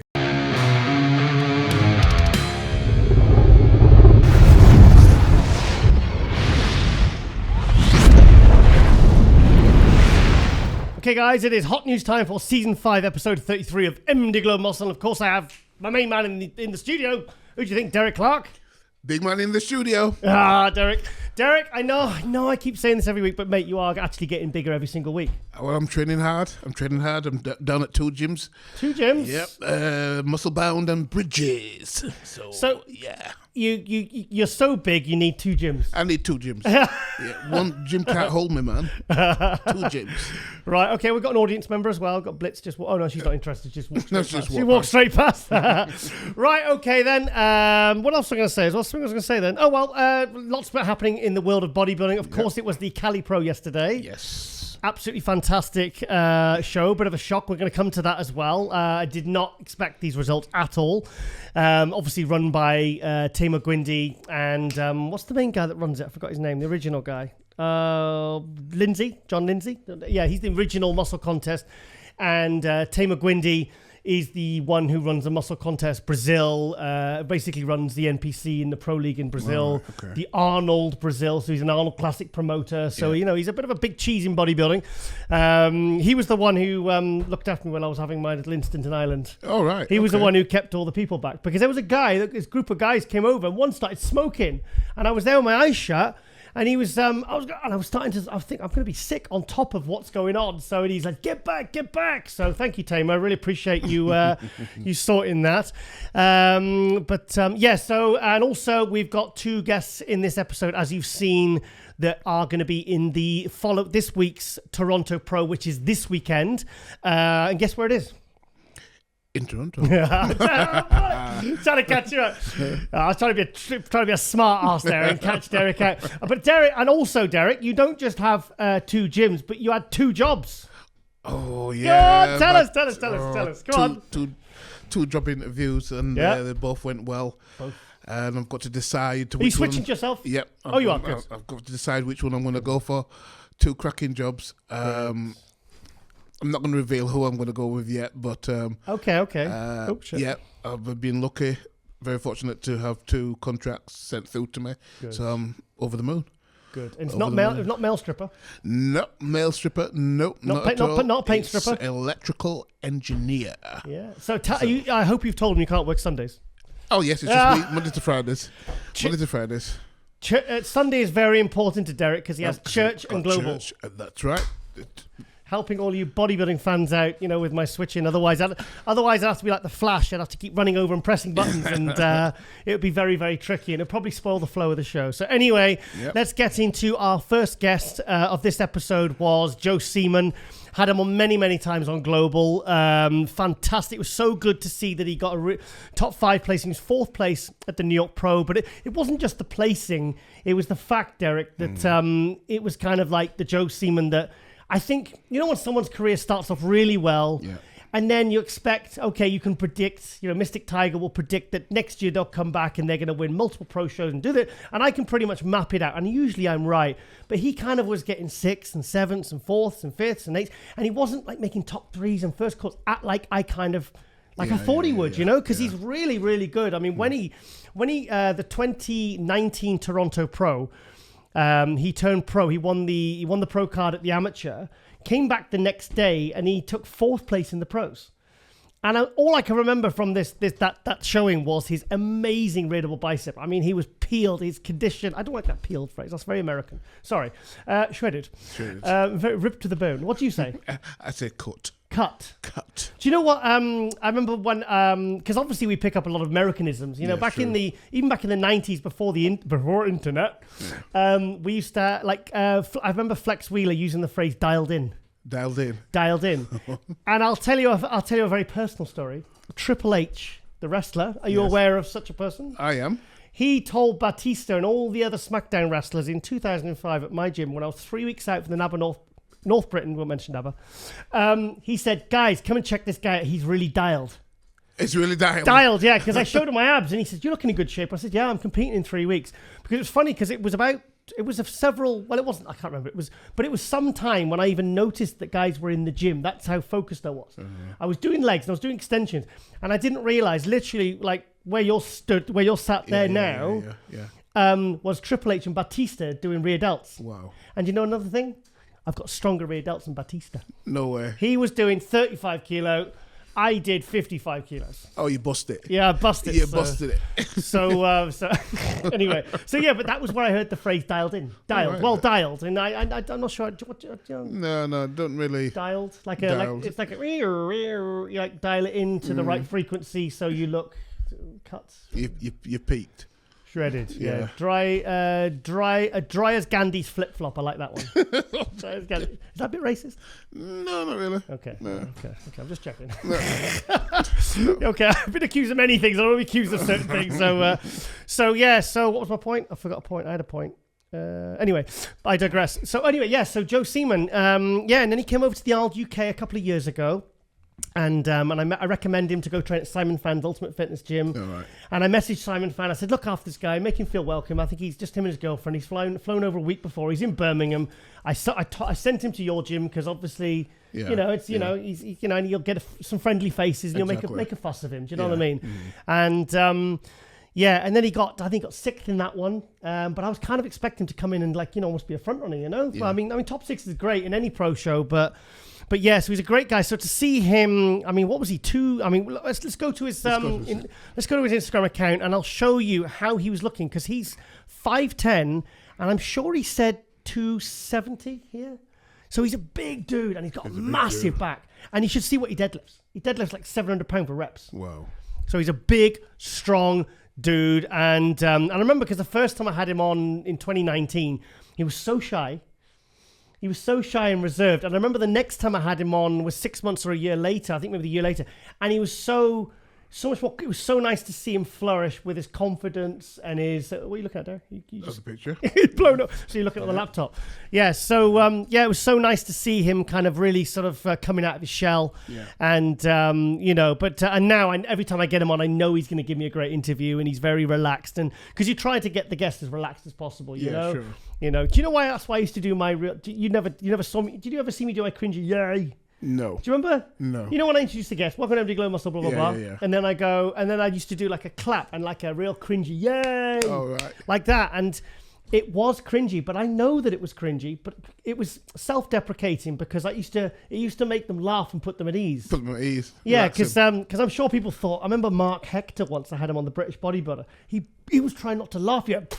Like that, like is he a bit, slow, You know, is that right? That's not politically correct. Probably not. Oh well. So and it was. But I used to do it because, like I said, it was. I did it. There was a reason why I did it. And that's a little icebreaker. Yeah, a little icebreaker just to make myself look an idiot. But it puts a smile on the face. Puts a smile on the face and gets them at ease, so they don't feel like, obviously, because I'm such an intimidating figure.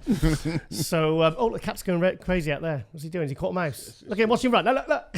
He's gone crazy. Go on, Domino. Go on. Sorry, I've got a crazy cat.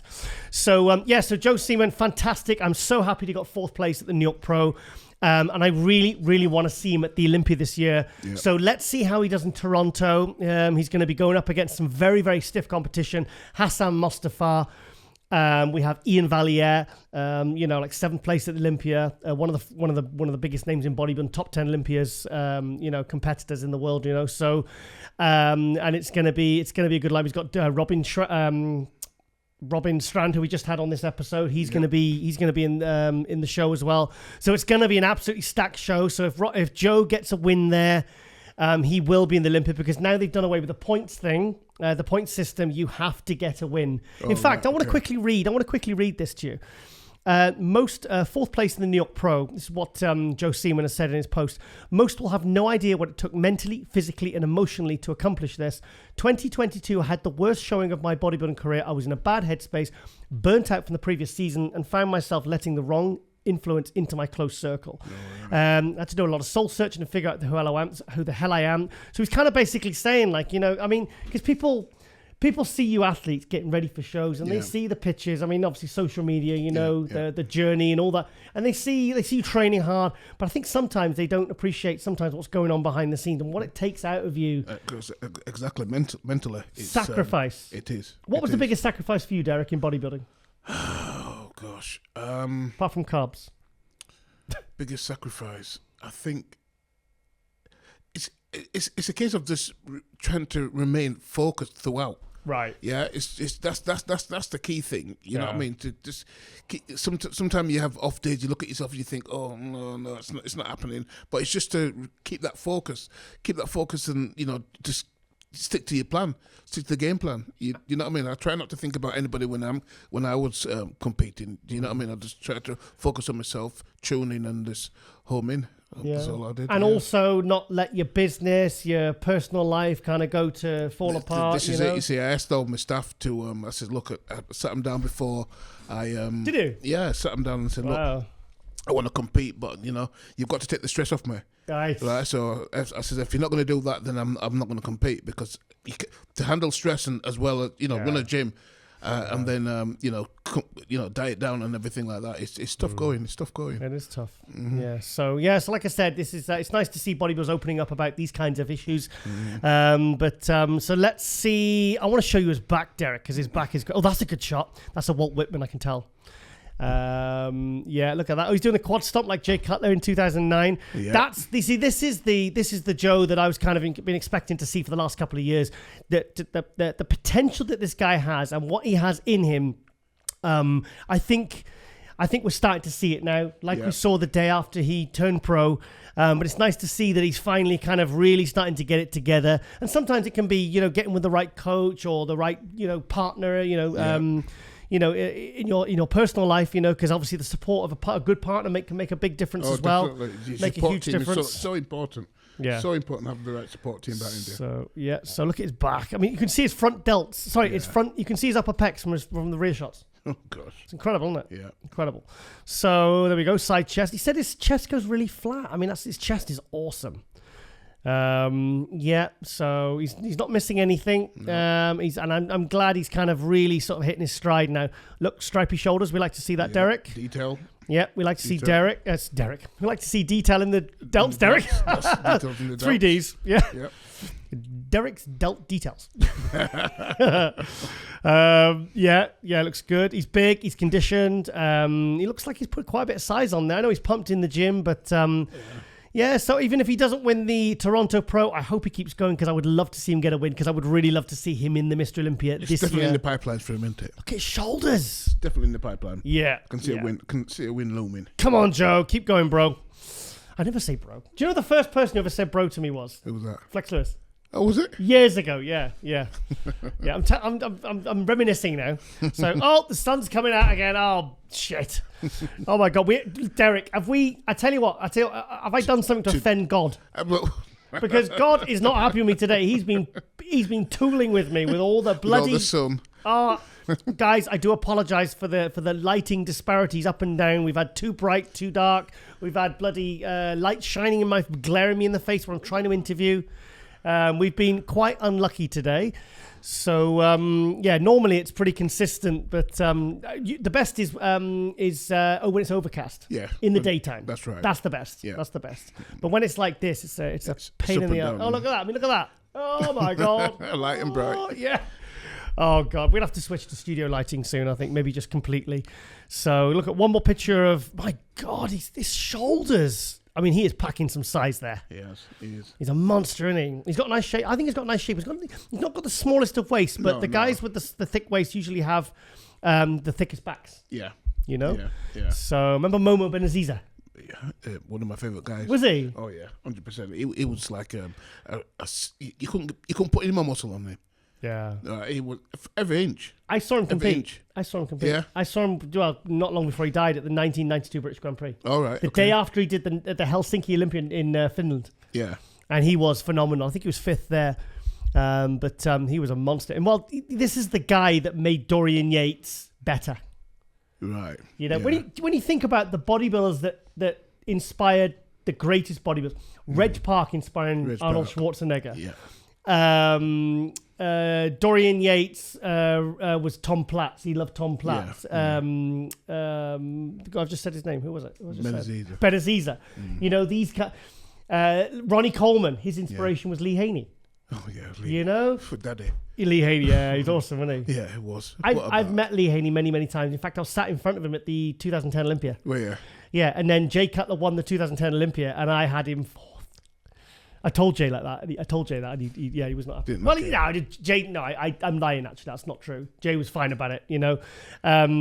Lee Haney was sat behind me. He says, "Yeah, I agree with that." And I went, "No." And then I thought, "Oh my God, I've just really disrespectfully talked to disagreed with Lee Haney." I said, "I'm so sorry, Mr. Haney." And he said, "No, it's fine. It's your opinion, you know." I said, "Oh, I had Phil Heath winning that one. In fairness, I said, I really did. I'm sorry, Mr. Haney. I'm sorry." Yeah. I was like, because it's like a knee-jerk reaction. No way, should have. Oh shit, it's Lee Haney. Yeah. You know, and that was the same where Chris Dickerson, God rest his soul, kicked off with this videographer who's in front of me, this foreign-speaking. He was from Eastern Bloc, you know, like Russian or Bulgarian, or I can't remember what. And he had his and Chris Dickerson, because he's shorter, he couldn't see the show, so he went crazy at this pro videographer, and then and he's probably obviously travelled all the way to be a videographer at this event, and he got the steward to say, "No, I'm sorry, you're gonna have to sort of put your camera down." And I mean, the poor guy was just there doing his job, and he didn't understand a word. And Chris Dickerson was going crazy. Like, it was really dramatic. Yeah. You know, it was really like over the top. It was. You know, I mean, I don't speak ill of the dead, but he was bang out of order. Yeah. Bang out of order. Yeah. Lee Haney was not, though.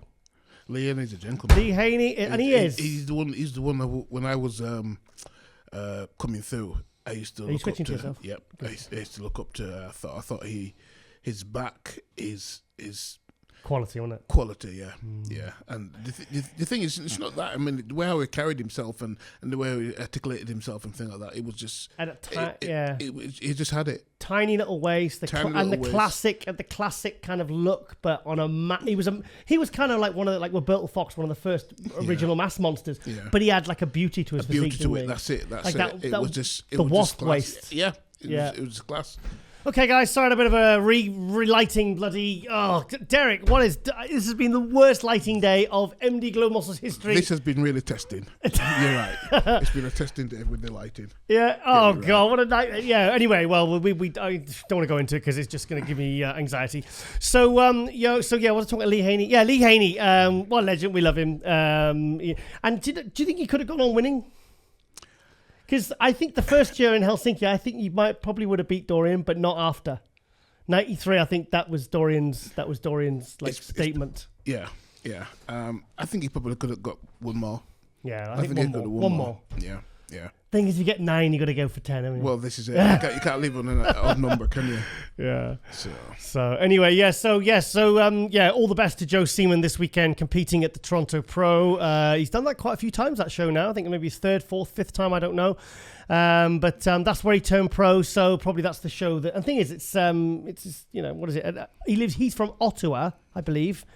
So Toronto, I think, is an hour away or a couple of hours away. So it's it's obviously all his friends and family are going to be there. So it's really going to be good support. Yeah, good support. So okay, we're going to go to our other Canadian guest of the episode, Robin Strand. I really enjoyed having Robin on because I've never really spoke to the guy before. I've just a little bit on DMs before the show, before this episode, and so he was 8th place at the New York Pro. And so he's also doing the Toronto Pro this weekend. What do you think? Got nice shape, isn't he? Yeah, he's got a nice shape. I like that. Nice little waist. Yeah. Good flares on the thighs. Yeah. Yeah. Sides. Oh, hamstrings are good. He's difficult to follow, isn't he? Yeah. That hands hip, that's my favourite pose. That one. Yeah. Like that. I mean, that's a really good shot for him. He's got good calves as well. Good delts. Yeah. Good delts. Nice round. Nice shoulder to waist. Yeah. He looks good. Yeah, he looks really good. He's got a lot of potential. He's 30 years old, so he's in a really, really good position now for future years. Mm-hmm. And just a really cool guy. The way he opened up and talked about his bulimia, and obviously all the issues. I mean, it's quite hard for someone, to speak on a public, a platform like this. That's a big deal to sort of speak about. Because the thing is, there's people out there who will have these kind of disorders or whatever you want to call them, right. And they probably won't even know. Like that individual I was telling you about, their cheat days. That was normality for them. That's not normal. Binge it and literally talking about fishing. At the end of the day when you've eaten all your cheat food, and then you realize there's some leftover Chinese takeaway you throw in the bin. Yeah. And they're fishing it out of the outside trash bin. I'm trying to speak American here. And they're literally just because they want to keep eating. Because they know till they go to bed at so-and-so time, they know that's the end of their cheat day. That's right. Like setting their alarm on the morning of their cheat day so they could get up just to scrub. Like that. That's not a cheat day, guys. That's something you need to get some help over. Yeah. And that's not what bodybuilding should be about. It's not about gorging yourself with so much sugar and rubbish and junk food that you're literally sticking your fingers down your throat to throw up so you can then go and stuff more in. No. That's not cheat day. No. Cheat day is a freaking Nando's. Yeah. Nice Nando. My cheat. Toros. Toros. Yeah. Don't, Derrick. I'm getting hungry now. I've been starving all day. My cheat day was I'd go for an hour at Nando's and I'd see how much say how much food I could. It would be like half chicken, rice, halloumi, frozen yogurt, glass of wine, and then sometimes if I had any time left over, I'd have another half chicken. Yeah, that was my cheat. And in the morning, I'd have on top of my whey and oats or egg whites or whatever, coffee. I'd have a toasted bagel with smoked salmon and Philadelphia cream cheese. That was it, and a grapefruit. That was it. That was my cheat. That was my cheat day. What do you have? Well, how long you got? Would you believe it was just a nice packet of fairy buns? What? Yeah, fairy buns. That was it? 12 fairy buns with the little icing on top. Fairy buns? Yeah, I love my fairy buns. Little buns with little icing on top. Fairy buns and marble cake. Oh, Mom. Marble cake. Trigger word. But the thing with the marble cake, you couldn't always get it. Right. But fairy buns, everybody knows me from fairy buns. You couldn't always get it. Couldn't always get it. The one what I liked, the half moon one. Oh, so specific. You couldn't always get it. Really? Couldn't always get it, no. Derrick, your voice is starting to get more husky and more it's like when we talk about marble cake and fairy buns, definitely. Whoa. It's like a deep guttural. It's almost like a lustful voice. Like your inner Barry White is coming out. Oh, Barry White! Oh, what a singer! Oh, no. What a singer! Another trigger word. Yeah. Oh, also, rest in peace, Tina Turner. Oh, yeah. 83. Yeah. Rest in peace. She was awesome. But my mate, first thing I thought of was my friend Gareth, one of my best mates down south, and he was like, I used to tease him when we were when we were younger because he loved us. He loved her that much, and and when you're teasing someone and they're getting upset, and you think, is he joking or is he being serious? He was getting serious. He was like, do not diss Tina Turner. Yeah. Not after everything she went through with Ike Turner. Exactly. Like, really, like, I've really hit a hit a nerve. Yeah. Well, she's enjoyed the journey, and she's a great example. Yeah. So anyway, back to Robin Strand's epic shoulder to waist and great midsection. It'd be interesting to see him against Joe Seeman again, because obviously Joe was 4th at New York Pro and Robin was 8th at New York Pro. So it'd be interesting to see, because sometimes, you know, even 4 placings, you know, one can get better, one can get worse. Yeah. So, you know, Robin could flip-flop, Could go you know. either way, couldn't it? I've seen it happen many, many times, especially on the Grand Prix tours. Yeah. Remember Ronnie Coleman when he was getting like 5th and 6th? Yeah. Behind on the 1997 Grand Prix tour, he was getting 5th, 6th on all the Grand Prix, and then obviously the vodka coffee thing with Flex Wheeler, and then he ended up beating everyone at the end of the tour. So these guys can. Chris Cormier, sorry, I'm really going full speed here. Chris Cormier went from what was he? He wasn't top 3 at the '97 Olympia. He ended up beating Nasser Sambati at the British Grand Prix. He was 2nd behind Kevin Navrone, Chris Cormier. Yeah. And he ended up getting beat by, he beat Nasser, he beat Ronnie, all of them. Yeah. Because he just improved on the Grand Prix tour. He held his condition. Whereas the other guys were kind of slipping, you know? Yeah. So, like, these bodies can change dramatically week to week. From sure to so, do you notice he said, I noticed a real respect for Ron Harris. He said, that was where I met Ron Harris. And I didn't really ask him about it, and I feel bad now. No, he said, no, that was the show I met Ron Harris at. Like, it was like he'd met, you know, like God or something. It was like, I mean, you know, we love you, Ron. I love hearing stuff like that, because Ron deserves all the credit and respect in the world, you know, because he's to me, him and Steve Bleckman are like 2 of bodybuilding's unsung heroes. Yeah. They don't get the credit they deserve. No. They really won't. I mean that 100%. You know, I've worked for MD since 2010, and they've always been amazing to work for. And, you know, and obviously Ron's just a good guy. I mean, Ron's one of those guys you just think, how could anyone justifiably dislike him? He's like you, Derrick. Like, how could anyone have a bad word to say about Ron Harris or Derrick Clarke? Honestly, I can understand me. I get it. Totally understand that, guys. But she's pretty. Oh, that's obviously. I hope that I was assuming that's his lady, not some random woman he's gone to sit next to in a restaurant. But what a great guy, and I definitely want to get Robin on again, because I really want to talk to him again, because I feel like because like I said, when you get these guests that you don't know anything about, you know, and then you come on and they're like they can really surprise you, you know, be surprising you. So it's a guy. That's a nice shot. He has a good pose, isn't he? Yeah, good. I like his physique. Good quad. Look at his quad hardness. Look, he's not even. They look permanently flexed. Yeah. So. Yeah, nice physique, and we're rooting for you for this weekend, mate, at the Toronto Pro. I hope to see him do more shows. I don't know, sometimes, like, I just want to see these guys compete. But sometimes, you know, it's, I don't know. What's your feelings on competing multiple times in a year or in a season, Derrick? I think, for me, I mean... Are you clicking to yourself, Derrick? I remember when I did 3 shows. Yeah. I remember when I did 3 shows. What's happening here? Bloody picture's a pain in the arse, isn't it? I remember when I did 3 shows anyway. And, it was against Ernie Taylor. Well, no, the finals was at the Wembley. Okay, 95. And I think I was washed out. I was washed out. It was too much. It was too much. So you're right. So you don't. So you think. But then again, no. Some guys can get it better with shows. Some guys can get it better. Yeah, they can get better with each successive show. I remember Tony Freeman. He'd do 6 shows in the season, and he'd start off like dodgy, and then he'd kind of get better. Everything all right? Yeah. Okay, cool. So you're looking concerned and pressing buttons. No, I'm nervous. All right. Remember you thought you deleted that? Derrick thought he accidentally deleted one of the, what was it? The Robin Strand. Yes. Yeah, he thought he deleted half the interview. And I said, don't worry, it automatically saves as an MP4 onto the hard drive. So I just saw you go like, you went... I nearly went white, didn't I? Yeah. That's what word you're looking for. Basically, you went the colour of me. Yeah. So, I was like, okay, Derrick, I've been there. I've had it happen many times, and sometimes it actually has been deleted. Apple Mac for me, not for me. Windows. You just offended me now. I'm a Windows man. Sorry. I'm sorry. No. Next to me telling you you drink instant coffee. No. Lauren drinks instant coffee. Oh gosh. I know. It's bad. That's better.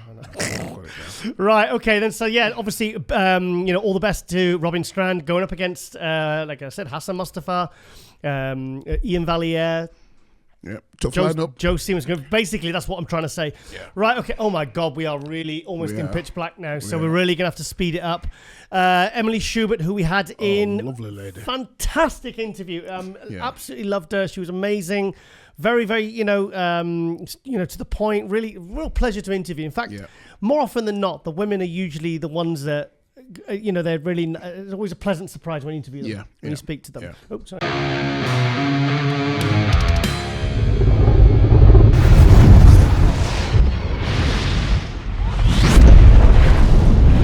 Hey, did you like that video? Smash that like button, subscribe to MD, and please comment down below. Thanks for watching.